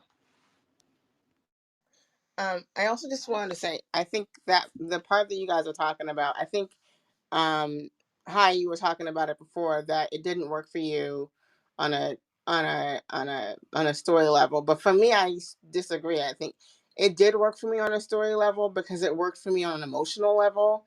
We obviously know this is a world that has not heard a baby cry in like a very long time, and so that was the whole point of that scene, is that this is like it's how I think that scene serves so many different um served so many reasons why that scene exists, is not just so that we see this really cool shot of the baby's legs and cool, but it's like these people haven't heard baby cry before, and that is touching for everyone.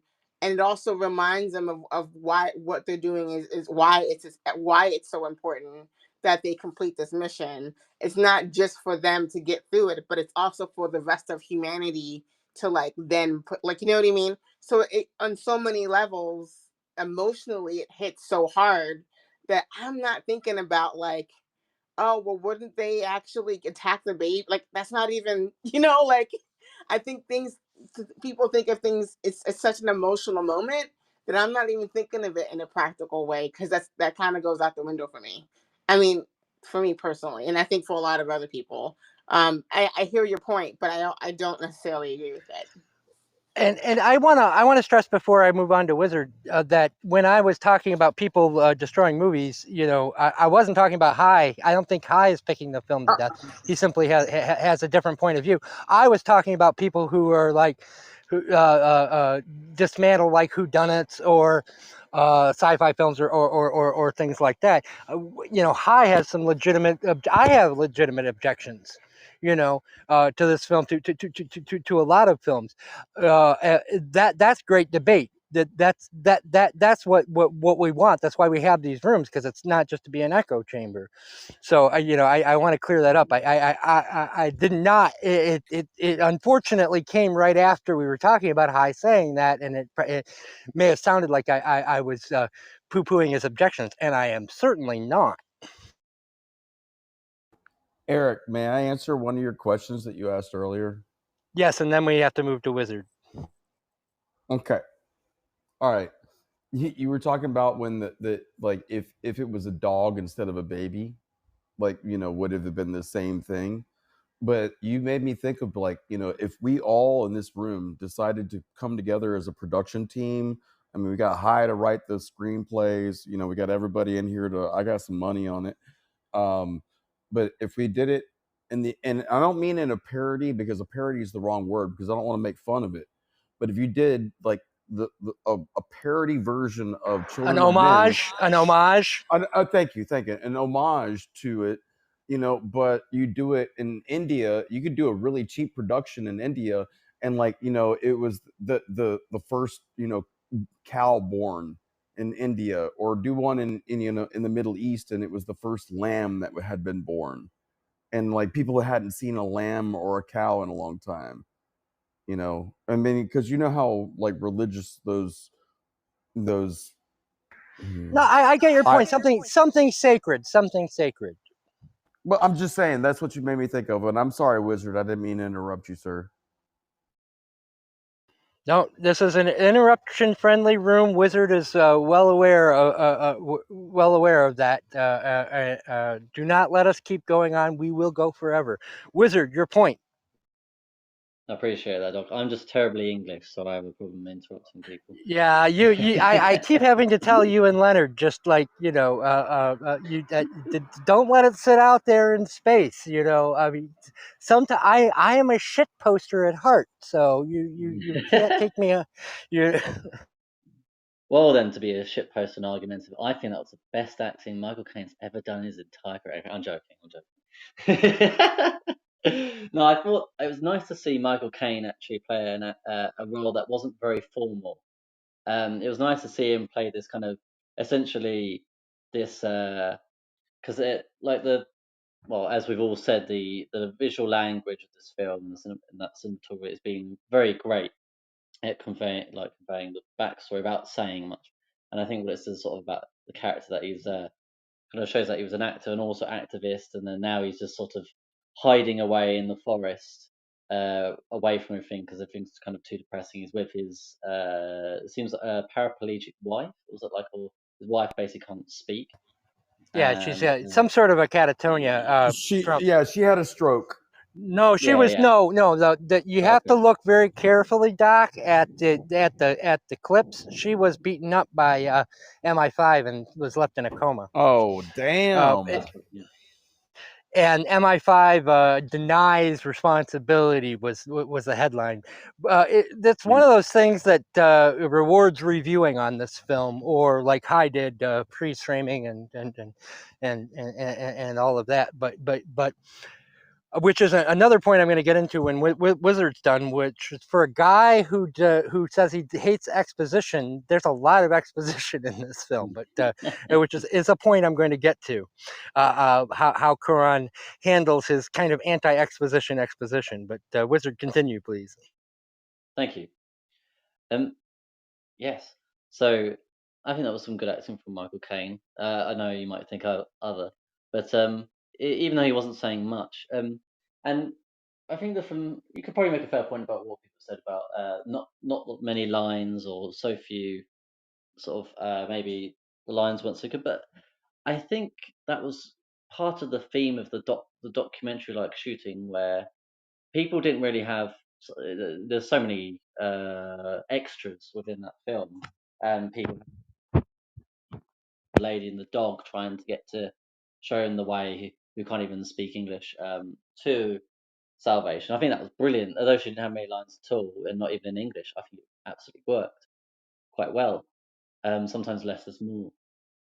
Also, I think there was a brief discussion, or a brief part in the film. I don't know if people have covered it about how they went to essentially the exclusion zone, the part where they met up with I forget after the car scene with the sort of the revolutionaries coming the other way, and how essentially the zone is like an immigrant zone. Essentially, they're heading into like an exclusion zone. Yeah, you remembered correctly. Like they called it a buffer zone.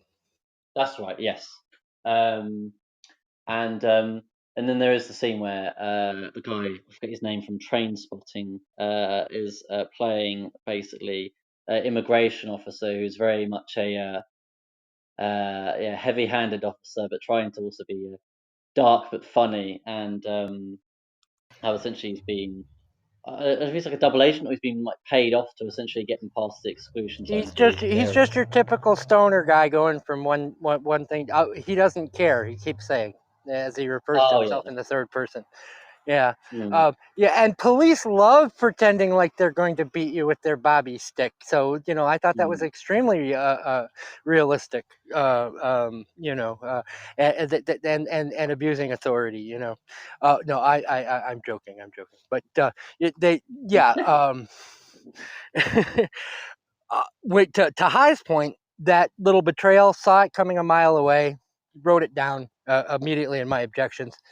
At the end of the film, crossed it completely off because it's part of the redemption arc, and I think despite it being kind of cliche, because it could have been Del Toro in that Star Wars movie, or it could have been a thousand, Robert Redford in that Captain American film, what have you. We're expecting that. I wrote it off because without the film, you don't have the redemptive. Without that in the film, you don't have the redemptive arc working the way that it does for me personally. So, but if I was reading that screenplay, I would be like, gosh, that's pretty heavy-handed foreshadowing when you got there. You sure you want to telegraph that punch? So, but this film doesn't work for me as a screenplay. It works for me as a film. Yeah, I'm trying to imagine what it'd be like as a screenplay. Now I've seen the film, I don't know if I would even go see it, but I don't know. What do you think?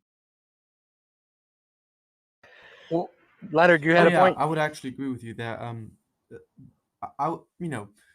Seeing some of the kind of screenplay inconsistencies, or some of the dialogue which could be a bit, I suppose it could be a bit better, but those things don't bother me at all, because I think the film, I would fully agree, it redeems itself at the end, and those kind of issues don't bother me in this context.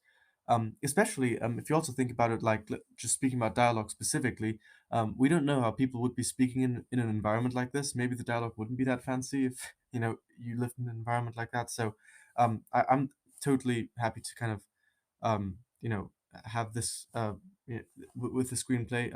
I don't really mind it that much if there are minor issues with it. There are films where I would, but I would agree that this is not one of them. Well, we'll get to you in just a sec, but before I so rudely interrupted myself with my ADH brain, my point I was going to make to High when I was talking about the script not really working, in terms of if you just sat down and read it, is ask yourself though, if the dialogue had been more clever and more realistic, would that have taken away from the documentary style feel of the film? Or the fact that it's kind of mundane and everyday, doesn't that highlight the story a little bit more for you. I never To said me, I never said a no, word about the dialogue. I'm answering You- Leonard. I'm oh, answering Leonard. But I was saying my flaw in the film is the dialogue is it's not great dialogue, but I don't think this is a film that needed clever no, dialogue. but I guess any film benefits from logic. My point is that they're like Martina, we don't disagree. I said that baby scene to me is by far is the best scene in the film. It's a magnificent scene, but at the same time, it doesn't make sense, and that is on some level my issue with the film as a whole. okay. But hi, have It you've works. seen Citizen Kane, right? It works. Let's stick to this. No, yeah. On I an just emotional. follow up question. You've seen Citizen Kane, right? I want to finish my thought about Okay. this. I understand it working. I mean, it's brilliant visually, and I understand it working on emotional levels. But there's no reason it can't also work in terms of making sense and having consistent logic. It could do both, and I don't give it a pass. You can still love a movie, but don't say there. You can do both. I saw Saltburn a few days ago. That is a brilliant piece of writing where the writer really cares about consistency and logic throughout, and she does an extraordinary job with it. And like, there's no. I remember this guy took his 10-year-old to see Spider-Man Turn Off the Dark, and uh, they watch the first act. They get to intermission, and his 10-year-old says, "How much did you pay for these tickets?" And he tells them, and his 10-year-old son says, "Maybe they should have spent a little more money on the story." And that is my feeling about scripting that has flaws that just do not need to be there. Maybe they pour so much wonderful creative energy into the execution. Maybe they should have spent a little more time on the script. Uh, that's my point. I see that for any film, and I can totally appreciate how this is a great film, and at the same time, be annoyed that they didn't that things are there are so many logics. For example, just one other thing with Michael Caine. Michael Caine says, "Hey, I'll tell him you went in this direction instead of direction you're going. That'll buy you a little time." And then the soldiers appear, and he doesn't do that. In fact, what he buys them like what 2 minutes? Why didn't he actually do that? I thought But that was a because it's a reasonable badass plan. scene where he throws his own damn finger at it. They shoot off his finger and he throws it. Exactly, they go for the Because emotion, they needed because they wanted to have a badass scene. and they wanted to And have the hi, foreshadowing. They wanted to have the that makes foreshadowing your about point. That makes your Sacrifice. point. That doesn't that doesn't argue against your point. That makes your point because of course you can have a badass scene and still have it fit in the logic of a Exactly. film. Yeah, but can I Exactly. interject for a second? So the Michael Caine character, he's a pothead. I just came back from a trip home where my dad is probably the age that Michael Caine's character is. I'm 55. I say stuff to my kids all the time and then forget 5 minutes later that I was supposed to say something else. Like, that happens. It's like life isn't a script. And I think not every film wants to tie every thread. Like, sometimes that happens with potheads. They forget from like he's so caught up in wanting to tell his, pull my finger joke that he forgets that he's supposed to be distracting. Like And that's how people are. it is a fucking great Yeah, scene. yeah. Plus that, but people forget, and that's the thing. Like, how many times did he do the pull my finger joke? And like that's the way my dad is thinking. My dad is always he's always focused on the short term thing, and he's constantly forgetting the thing that we started the conversation about 5 minutes ago. And I think that's his character. It doesn't like that thread. He does. The And writer didn't. back to my original point at the beginning of Citizen Kane, who hears him say Rosebud? Of course, it's dead silence because nobody was in the room with him, and yet, of course, Well, the whole I film is I based usually on a lie. I usually take the film to be like just kind of we're exploring his brain, and the film is just in his dying moments. That's the thoughts he had. So kind of going back throughout his life and imagining how people will maybe try to understand his proper life. And so that he's kind of imagining a person trying to find out who the real Citizen Kane was, which is also the reason why the Well, person who's Leonard, actually doing that isn't lit Leonard, up with I all of love his you, but that's a arcs. lot of backflips to explain a flaw. I explain it this way: Orson Welles wanted to have this great scene of a man dying alone and isolated, but he also wanted to make a film where we explore his last words, and the two came. You could not have both. That's my explanation for Citizen Kane. Well, I think my explanation would be plausible. And I don't think it's that many backflips. I mean, I would agree that it's a massive. Well, not I'm necessarily a shit massive flaw, posting but I would agree again, that it's a Leonard. flaw. You know me. Well, but yeah, that's how I would see the film. So I wouldn't necessarily think it is.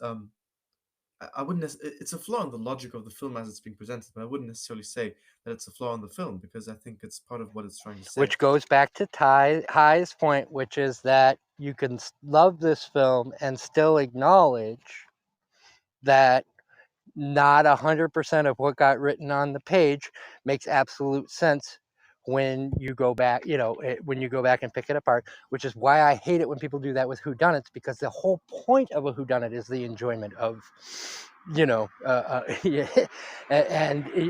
it's like a puzzle, and you're hiding by doing that, you're hiding the main piece that'll allow you to put the puzzle back together. Anyway. Now, on to the point of, since we're talking about the writing of the film, let's talk about exposition, because, of course, Cuarón is a man who said he just deplores exposition in his films, and yet this film has more exposition in it than the opening scroll of a Star Wars film, but he hides his hand a little bit, so, but just think about the first 5 minutes of the film. We learn about the Earth no longer being able to produce children. We learn about baby Diego. We learn about the revolution through the bombing. We learn that he's an alcoholic. We learn that he's a chain smoker. We learn that he hates his job. And we're 5 minutes into the film. And all of that is exposition. But where I think Cuarón does a good job is we're not following it as a oh, this is going to be important to the story later bit, the way we would say if he had like a Blade Runner or a Star Wars opening scroll saying the year is 2027, etc. And I think actually one of the genius things that he does in this film is hide that exposition, and when it doesn't work, it actually sticks out. So, for instance, when they're smoking the strawberry coffee, and you overhear Michael Cain telling the story of Theo and his wife as revolutionaries, the reason that scene kind of sticks out and just doesn't work for me is because the rest of the film has hidden that exposition so well that when it is flat out exposition, the way a normal film would do, that you would accept in a film that isn't hiding its hand so well, it sticks out a bit like a sore thumb. But I'd like to get everyone else's thoughts about how this film paces and tells its story without explicitly telling its story. Anybody got any thoughts on that? Well, I just want to say, I think the first scene of that film, I think historically, I've probably seen it in film school at least 3 or 4 times. Specifically because it illustrates exactly what you said, which is like how this is really difficult to set up the world, understanding where we are, understanding these characters, what happened, in all of 5 minutes, and we didn't do the Star Wars scrolling of the thing, right? And so it's just such a really brilliantly crafted way of doing it, and it's done in really, really well. And I think I think I've seen that scene over and over again, and every time I kind of marvel at it, and just the idea of being like baby the just the the Diego thing is like, within even them telling you about baby Diego, you're telling everything about the world, even within the construct, with in separate from his particular character. And then like him with the coffee and the thing and the his lackluster and everyone looking at the screen, it's like so perfectly choreographed and blocked and like staged, that it tells us everything we need to know, in such a really beautiful way. So that's all I wanted to say. Well, you put it a lot more elegantly than I did, Martina. Shame on you. No, I'm kidding. I tend to do But that, so I'm no, sorry about that. no. Actually, no. I have absolutely no. I have a stutter, so I have absolutely no ego about my speaking. If someone does it better than me, they should roll ahead. Yeah, when it comes to public speaking, I always say that, like, hey, why don't you say it? But anywho, yeah, and you raise a very interesting point, because the one shots from this film have been adapted, but I don't think this form of narrative has really taken hold. And to me, that's someone in getting the lyrics right. That is to say, the technical aspect of the film, but they're not getting the music, which I think is that hidden exposition that goes through the film, that the two marry, and that's what I think makes this film, maybe not a masterpiece to me, but certainly a great film, uh, over and above a film that may actually hold up better to a logic test, or contain, I think, better performances, or just be better on any of the other levels. But that the technical tie-in together, I think it creates a kind of a poetic language all its own. And it is interesting that they got the technical part right, but they didn't get that emotional spark that you get from these long takes, giving you information without telling you that, hey, we're here to give you information.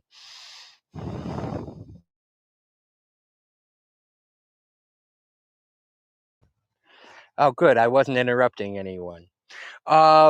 I guess I'm going to do a once around on the room, and kind of last thoughts. We did go a little bit longer than the film. I know there's a lot we didn't unpack here, and but honestly, we could talk about this film until midnight, and we probably wouldn't unpack everything. But I'm just going to go around the room, just in the order that you're sitting in here now. I'm going to refresh. Okay, so I'm going to start with Wizard. Just kind of closing thoughts on Children of Men.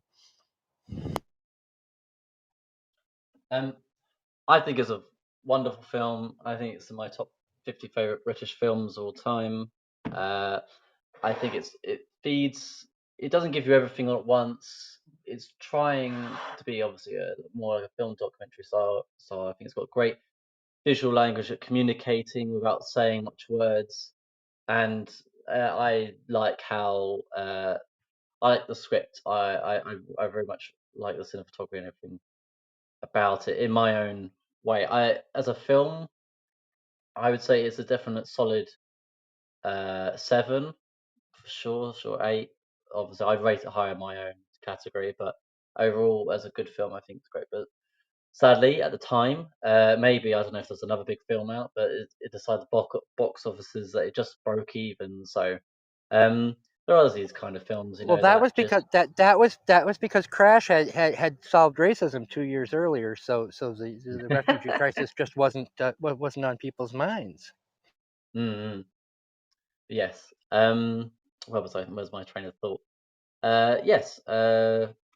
It's one of these good experimental films that it's either a hit or a miss, and it was nice to see some characters that have been in other things like in British television coming to film, as well as some characters that wouldn't. I'd say there was a good chunk of people in there who did roles that they wouldn't normally do. For instance, there was the main character from Sons of Anarchy, someone who's a very big film actor now, and I think is in Charlie Hunan. Yassi has a yeah. man crush on him. Yeah, he's a friend of UK cinema history in a way. He comes up quite much more often than you'd think around here. Yeah, surprised he hasn't become American himself, the actor, to be honest. But yes, and it's nice to see. Yeah, different, familiar faces, but also famous actors playing different roles. So yeah, I'll land there. Yeah, it's definitely in my top 50. Thank you very much. Leonard, final thoughts on Children of Men? Yeah, well, I still have mixed feelings on it. I think it does a lot of things very well, and especially, um, I'm not typically the biggest fan of like kind of dystopian films or sci-fi films. Well, they're not kind of a style that naturally you know that I naturally like watching or find interesting to watch. But I think this film does it very well, um, and I think the film does a good job at investing you for the most part, and also at redeeming you at the end. It is you can emotionally invest yourself quite a lot, and I think it would be I would call it a great film if it weren't for I'll call it like how loaded it is directorial di- di- goodness directorially, um with all the one shots, the handheld cameras, and also like sometimes the framings. I'm not sure whether it works. I think it's kind of at conflict with the documentary style it tries to actually do. um uh, but I've said that I'm not sure whether I'm giving that part of the film too much weight in this discussion or not, because it is something that actually does bother me, and it is something that bugged me the last time I watched it a year ago, and it bugged me for a few days, and same now. But on the other hand, I do really enjoy watching the film. um well, as far as you can enjoy watching it, I guess. But yeah. I just wanted to respond. I collected my thoughts on that to Vern's point earlier. I believe you said that kind of editing is not the natural way our eyes see things. And I mean that is obviously true with regards to editing when the camera kind of teleports to somewhere else. But generally speaking, and I'm kind of referring to I've read this article a while ago. I'm sure a lot of you will probably know it. It's Mike D'Angelo's column on it. Um, and I think he raises some really good points. I just looked it up again, and he basically says that if you look from one place to another in the room you're sitting in or wherever, you look left and then you look right, for example, your eyes automatically refocus, and there's basically no in between. Your brain kind of visualizes that flow, but by cutting. Essentially, there's no when you do that with a camera, you actually see how everything gets blurry for like a half a second, and then you kind of refocus. You see the acceleration in the movement, but with your brain and your eyes, you don't actually see that. And similarly, that basically happens every time you look somewhere else with your eyes at all. There have been studies that have shown that where there's like kind of text on a screen, and then the text changes, all the words change every time your eyes refocus, like the people who tried looking at it, and you can't see at all that the text is changing, which makes sense because your eyes are literally cutting.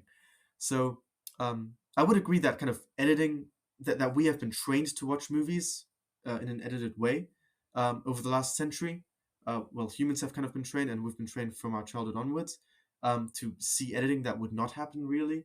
But I think there's also a reason why humans can find editing very intuitive, and I would say that like crazy one shots are, or like really, unbelievably impressive one shots. That's what I mean by that.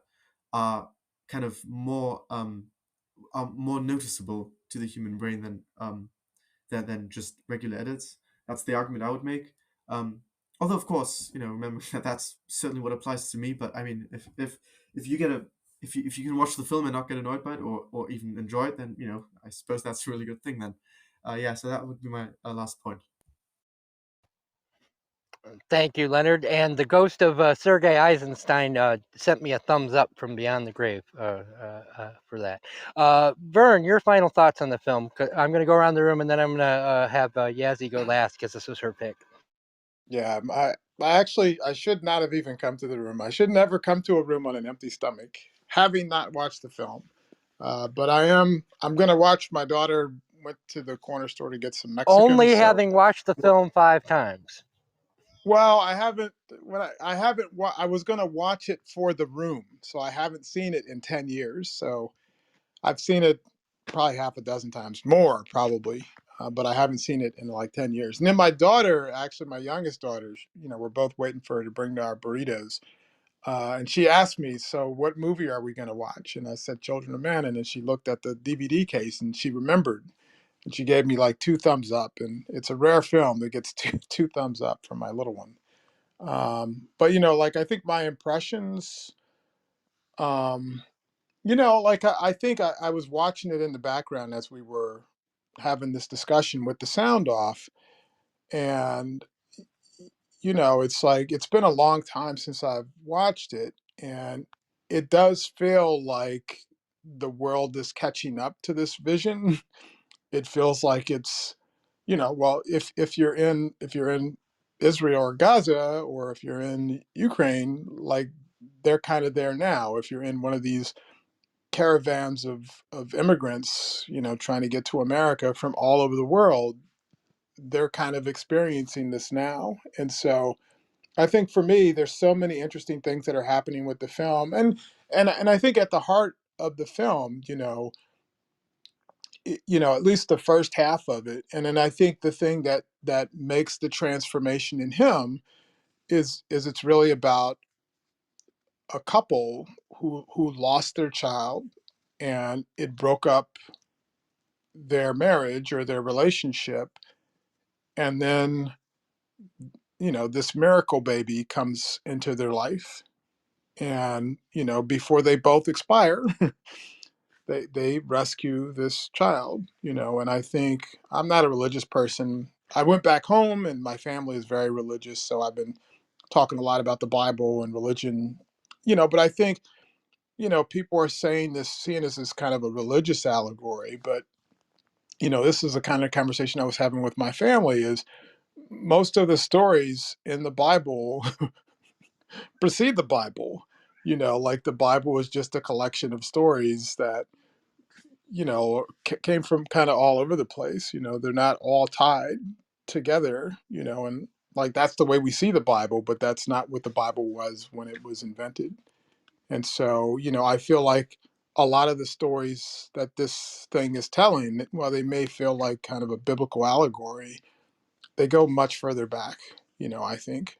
And so, I think for me, it's, like I can appreciate the film for the personal stories it's telling. And then also, because he took so many chances in using all the cinematic tools that he had at his disposal, and so, it's just a wonder. So I'm looking really forward to watching it again. And I really appreciate the insights that people have shared in this room. I'm sure it's going to inform my viewing pleasures here. Excellent, thank you, Vern, and we appreciate it anytime you make time to come and visit us here. You're a very, very valuable contributor to this room. Vern and Leonard and I and hopefully Yassi will all be discussing a dry season on Saturday at 1 p.m. over in Vern's predominant room, which is Understanding Movies. The film is online a million different places. Excellent film, kind of a retelling of Hamlet by a director from Chad during between the two major civil wars there. Highly recommend the film and highly recommend showing up Saturday for that. Yeah, And while Daniel I, picked that one, and I still have to watch it myself. But I posted Lone Star, which has a lot of the themes that are in this film are actually in Lone Star. So that's going to be the following week. excellent. So that'll be the following Saturday at 1 p.m. I love to do that Excellent. as well. I just wanted to say, I've seen Dry Season 2 times in a row now, and it is really good. And Daniel also has just he's just published his essay on it, which is also really interesting. It points out a lot of things that I think only Daniel would actually find out, but he makes a really good case. And yeah, if anyone's interested, like you know, the film is absolutely worth watching, and it is really good, and I'm sure the discussion will be great. So I hope to see you all there on Saturday. And while I'm doing plugs, New York Times best-selling author who's your clubhouse is still on hiatus, I believe, but it's I'm going to still let you do a plug for it, and then your reflections on Children of Men. Oh, I don't intend to plug it because it's on hiatus because of the clubhouse horrible Shit changes. show. Yeah, and bugs. The fact that I can't access replays if you've listened to replay section, and they still haven't fixed that. And it's been like a month. It's just horrible and And it sucks because frustrating. I have them shared on our Facebook page for UK Cinema History, and 19 of the 31 people last week were people who listened to this on replay, and if they've got an Apple phone, nope. Well, they can go to your profile and access it through your profile. So they can't access it, but they can't access it through the house. So if someone is new and they don't know where to go and they do listen to replays through the house, if you've got an iPhone, that's not going to work. It's just very frustrating. But for anyone who can access listen to replays or wants to or has Club Deck on Windows, um, wants to go through my profile for most recent ones, my house is writing to sell, and I've got like 90 replays about how to write in my house. So if you're interested in that, or especially if you're on an Android, which works, yeah, please feel encouraged to join the house and to listen to past episodes. And God willing, at some point we'll be back. I want to echo Eric's appreciation for Vern being here. Um, so much insight. It just tickles me. He says he hasn't seen the film after seeing it only 5 times, and the 6th time while the session was happening. So Vern, please feel encouraged to come as often as you can. It's great to have you here. Ditto for Leonard. I love it. You had this, um, we're talking about a movie, and you expanded to a discussion about how we perceive editing. It's just, there's so many amazing people in this room, and it's such a blessing to be part of it. And thank you to Eric and Yassi for putting this together. It's appreciated. Um, I'll just say I don't want to be a broken record on the other stuff. So the only thing I'll add is Vern got me thinking when he said his explanation for Michael Caine doing what he did, that he's a pothead and he forgot, which honestly I find 1,000% unsatisfying and doesn't ring true to me in any way because it's a life and death situation. But it got my writer brain working, and I came up with an alternative explanation, which is this. Michael Caine's wife got a stroke out of being tortured, by the police. And so he's living with that every day. And when he's offered to run away, he says, I'd just be an anchor, I'd hold you back. But the other thing is, he doesn't want to leave his wife. He's been with his wife, he loves his wife, he's staying with her. He doesn't want to leave. And so, but what he does is he kills her. And then instead of say, if he said, what, they went that way, I think he feels what they would then do is take him in for interrogation and torture him. And he knows what his wife went through. He didn't want to go through that himself. And he also might be afraid that he would break and give them some vital piece of information. And so he'd rather just have him kill him on the spot. And so that becomes a really thoughtful course of action that is very much self-sacrifice, but also very practical. And so that is an explanation that gives it a layer of depth. Of course, because the director doesn't like exposition, he's leaving it to us to create that story scenario. But I think there's plausibility to it. I could live with that explanation. It didn't occur to me until Vern said what he said.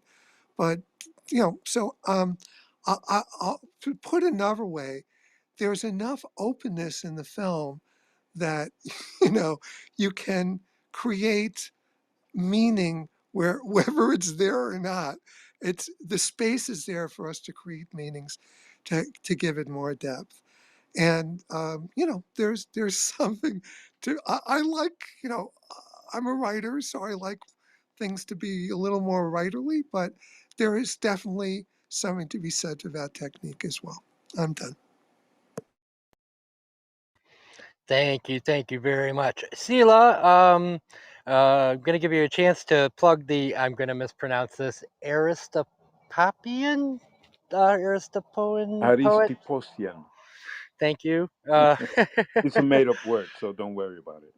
Oh, well, it's then I'm going to taken pronounce it from however the hell I Aristippus. want. It's taken from Aristippus, so the word doesn't really exist until I put it in writing.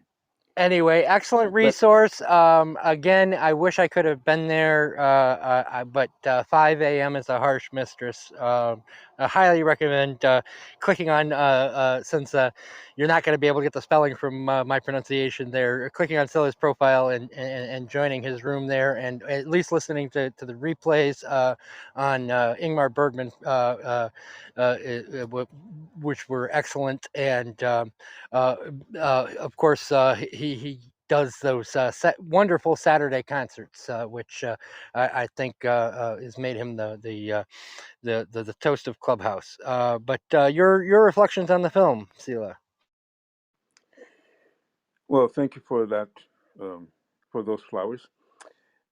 I want to say that, like a warning, which I don't think it's different for many people, but the way I see things, the way I hear things, specifically music, but not only music, that is my freedom in my prison. So I need to say that. The reason I'm saying that is I I think a lot about two things that I don't hear many people talk about. One is, what does the artist want?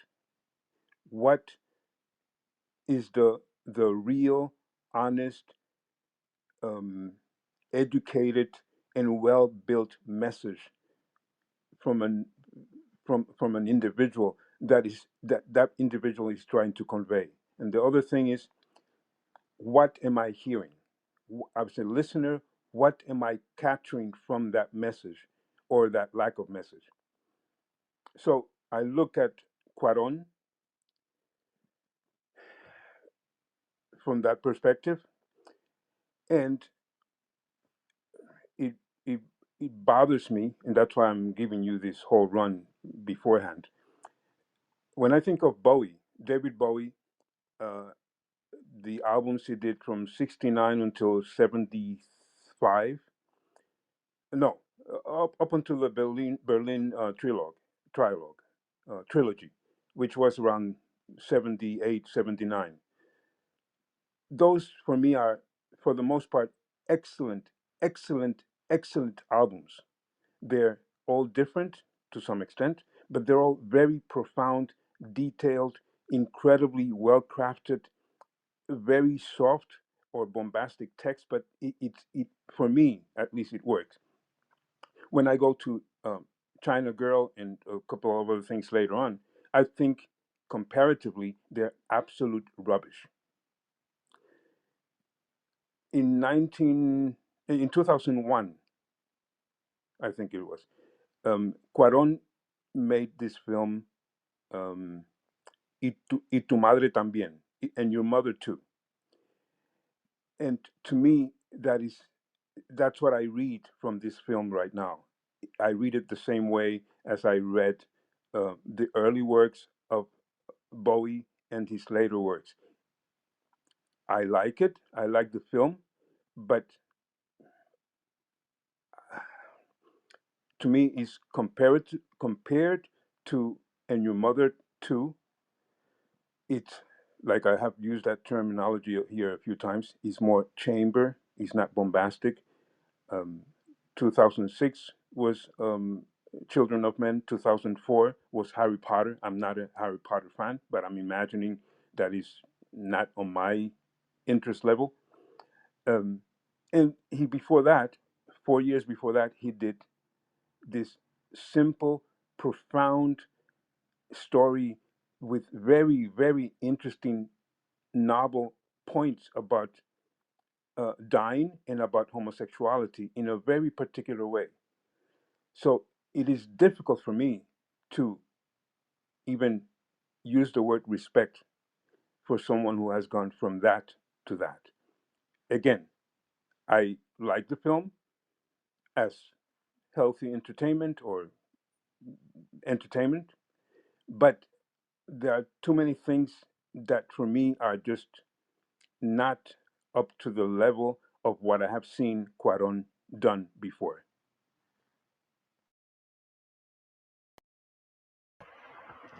And I will say Roma is, I think, a more of a return to form. Although the film as a whole kind of left me cold, and I thought it was a little long, but it's a return to that. I think if you get a chance to catch Cuarón's Roma, I highly recommend it. Yassi seems to be in the Matrix for a moment, but Martina, your last thoughts on Children of Men. Yeah, I mean, I generally like this movie. I think it's really good. I also just want to mention, which never gets mentioned in conversations like this, that the fact that, and it was the one thing that stood out to me when I watched the movie, and maybe because I'm African American woman, but like the fact that the woman carrying the baby is African American, is not African American, but she's African, right? Like she's a woman of color, and that is so like I don't even know what to say about that. It's like so indicative and like this kind of, it the and I think people don't like to talk about it because of the whole, people don't talk about race, and that's fine. But this whole initial thing of like we're recreating the world, and it's all starting from this young Black woman is really powerful, because I feel like there's a conversation that people have been having, if like human beings were started in Africa, or they started, you know what I mean, like that conversation, that old school conversation that sort of gets talked about and regurgitated within the context of this movie, that I thought was really interesting. But it's never the conversation that people kind of gravitate towards, because they tend to talk about everything else besides race. But for me, it was very obvious and clear that was because they didn't have to make her, Black. They didn't, that's a choice. I think the filmmaker and the, artist are saying something about that choice, and I think that's an interesting choice to make. So I just wanted to also echo that. And he also said at the very last things so we don't have to get into a whole other conversation, and that's not what I'm trying to do. But I think it's worth mentioning. So yeah, I just wanted to mention that. Yeah, I'd just Well, like to say, well, just quickly, that is that's one of the things that I do, and when we have the understanding movie rooms, like I always make a point as an African American to look at representation and color, because oftentimes, I've been a lifelong cinephile, and the way that Black folks are used in film is always worthy of noting. And so I did make the point that you made, but we didn't linger on it. But I always do like to highlight the fact. Oh, And you already said it. Okay, so sorry. yeah, I I think didn't. it was Yeah, before my you came bad. in, though. Before I came in. So yeah. Yeah. Well, now I'm echoing at the end, so we can. Yeah. Well, and Sorry we about didn't that. really talk about it enough, but we didn't talk about a lot of things enough. May I make 3 points, please? You may. One, I mentioned that the first thing I said was that well, one of the first time I spoke about that, and I think is um, a, let me call that, historical point that he's trying to mix in the agreement that we seem to have, that we came from Africa, and then he's replicating that with that idea. Um, the other thing I wanted to ask is, several times, 2 or 3 individuals spoke about being redeemed at the end, and I don't understand what you mean with that. Um, I don't understand what was that redeeming part to the rest of the film that you I think Eric and Yassi and somebody else mentioned that being redeemed. I mentioned that as well, by the way.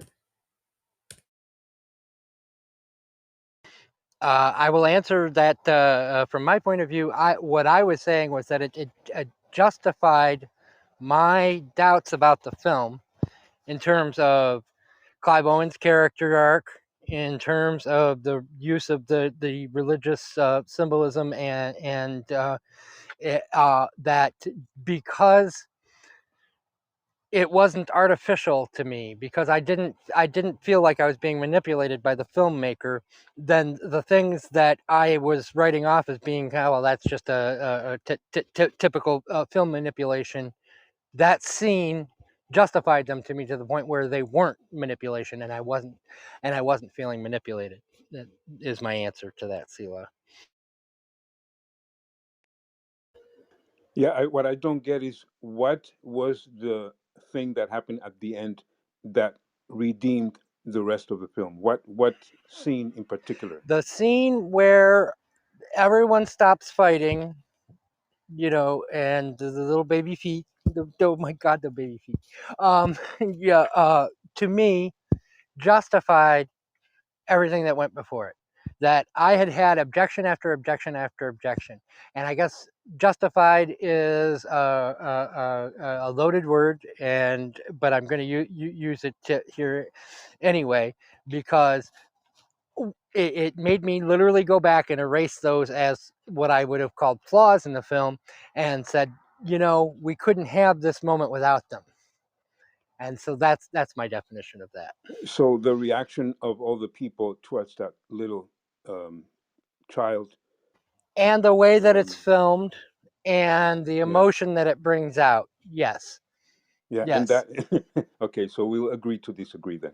Well, we've agreed to disagree since the day we met, Sila. Yeah, That's why I find that's the that basis. That's the basis of our friendship. yeah, this pushing of tears at the end is exactly what I find a little bit pathetic, which is basically in part the way I understand the point that Hai made as to making sense and being good parallel.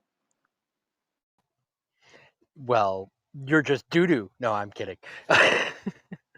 We lost Yassi. Does anybody else have any extra points before I do Well, my? I want to follow up on what Martina said. So, as I recall, in the book, Julianne Moore character is the one who's pregnant, who is white. So that is a change they made for the movie. And to my mind, a really good change.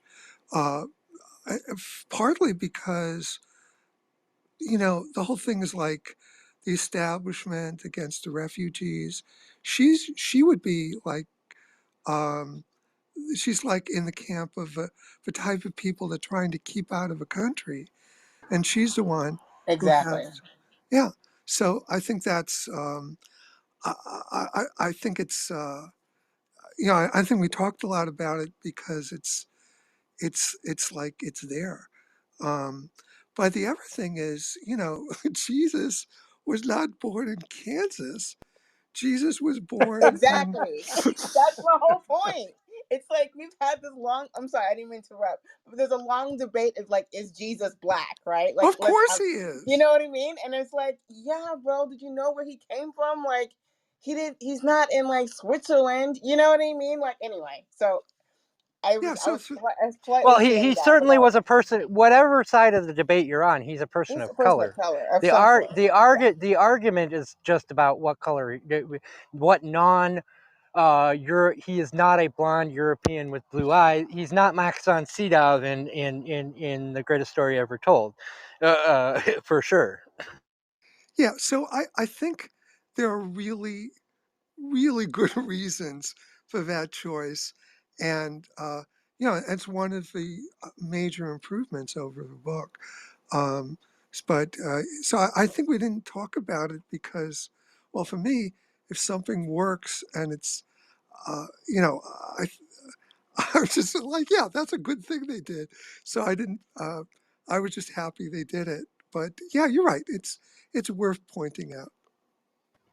Well, and this is going to years from now fall into the white savior category of films, and it's going to be something that when my kids are explaining this film to you have to take into account the views of people at the time, sort of thing. And it is going to fall into that.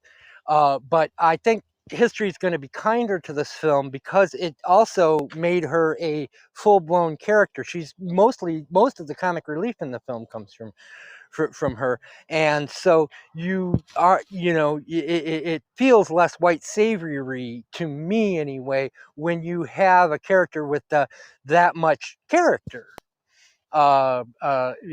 being saved as opposed to just this kind of symbol of their race. But I also feel like there's a lot of white savior films that get on my freaking nerves. This is not one of them. So, and I see like it's clearly like you could say that for this movie, but there's so many movies that are so egregiously, ridiculously white savior that this, and also this movie is not just about that. That's what makes it so beautiful. It's like it's not it's not contingent of like I'm saving this black woman. It's like I'm contingent on I'm saving this woman so we can save our humanity. You know what I mean? So this has much higher stakes than just being like I'm a white guy trying to save a black woman. Like that's not the story. So I think in the context of white savior, this doesn't measure up. If we want to talk about white savior, we can talk about that all day long. Oh, I know. That's ridiculous. I agree with you. But yeah, And I would love to. By the way, I would love to have that conversation with you, Martina, because the white savior narrative is my number one pet peeve in films since 1961.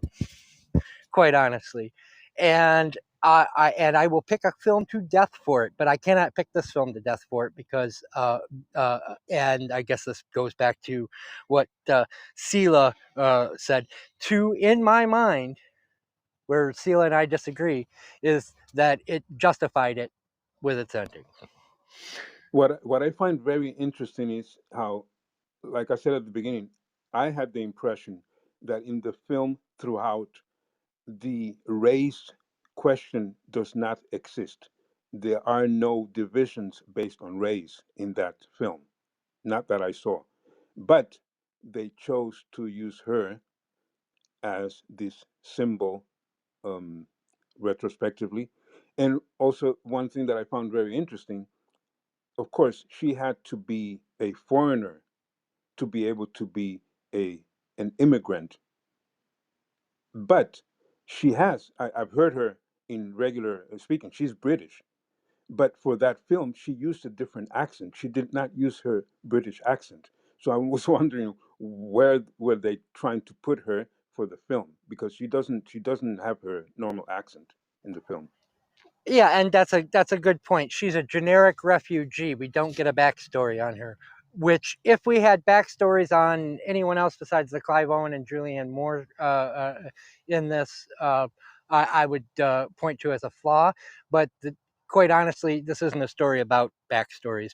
And I think that more goes to Cuarón not wanting a lot of exposition, as opposed to a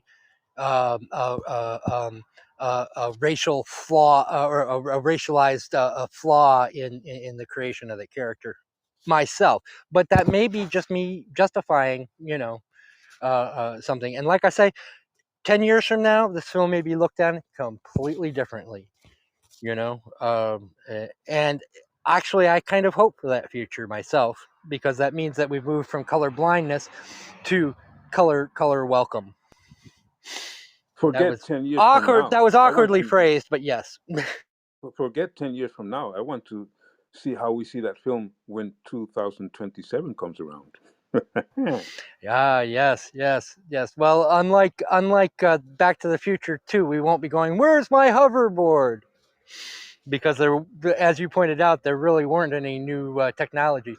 I wonder, though, if you had told me in 2006 that we were all going to be staring at our telephones and getting 90, and that I would be literally watching movies on them and spending 90% of my time looking at my telephone, would I have said, "You're out of your fucking mind"? So the fact that they didn't predict or like what the social media was, because I remember in 2006 I laughed about MySpace. Yeah, but So that's the same reason I was so surprised about the limited civilized progression in the film when they project 21 years ahead. They really didn't go any. They went actually backwards. yeah, it's So a that film that really reflects surprised me. 2006. It's that post-war on terror, and that goes back to what I say is, which I think things are actually better than they were in 2006, because I can remember in 2006, if you vote for the candidate of your choice, the terrorist will win, being something that people literally said on television. And I think we at least have progressed past that as a society, which is a small thing. It's not like we can pat ourselves on the back for it, but it is progress.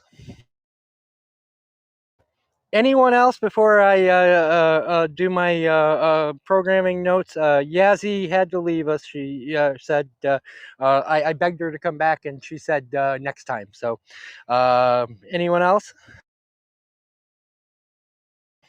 Excellent. So, anybody who goes to the actual room on Clubhouse will see that we've programmed all the way through February, so people can kind of get a head start on these films, so that you don't have just 1 week notice. Thank you, Hi. By the way, that was one of your ideas that we've implemented here. Like I say, don't let the dog videos fool you. Hi is a smart cookie. Um, I love your dog videos. I'm joking. But next week we'll be doing the 2022 film. It's only like an hour and some odd minutes long, and so that's why I'm pairing it with a second film. It's called Lola. It's all caps, Lola. It is in the sci-fi genre, as it takes place during World War II, with a pair of women who have a time machine that allows them to look into the future. Anything else I tell you will be a spoiler. It is available pretty much everywhere for streaming. If you have the streaming service that doesn't have it, go to my profile, click on my X, formerly known as Twitter profile, hit me up there. I have a link to a free version of the film. And the other one, the link is in the comments, is Peter Watkins' 1966 pseudo-documentary War Games, which is a fake documentary about what would actually happen during a nuclear war. once you watch Lola, you'll understand why I paired the two films. It's going to be an interesting conversation no matter what. So please see you next week. Please, if you can make time to watch, it's also a relatively short movie, A Dry Season, and come and help us discuss it over in Vern and Daniel's Understanding Movies, which is a much more free-flowing conversation than this one, because it doesn't have me as the dictator.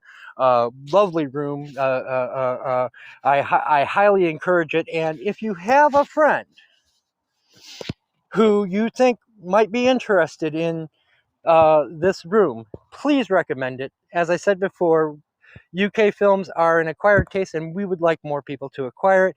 Other than that, thank you all for coming, and we'll see you next week for Lola and Peter Watkins' The Ward Game. Thank you.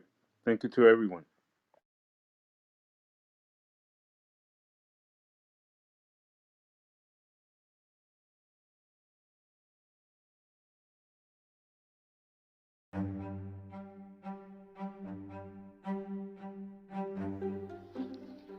Want to join the conversation? Every Thursday, we record on the Clubhouse app. Just follow the link in the episode description, and you can be a part of our panel.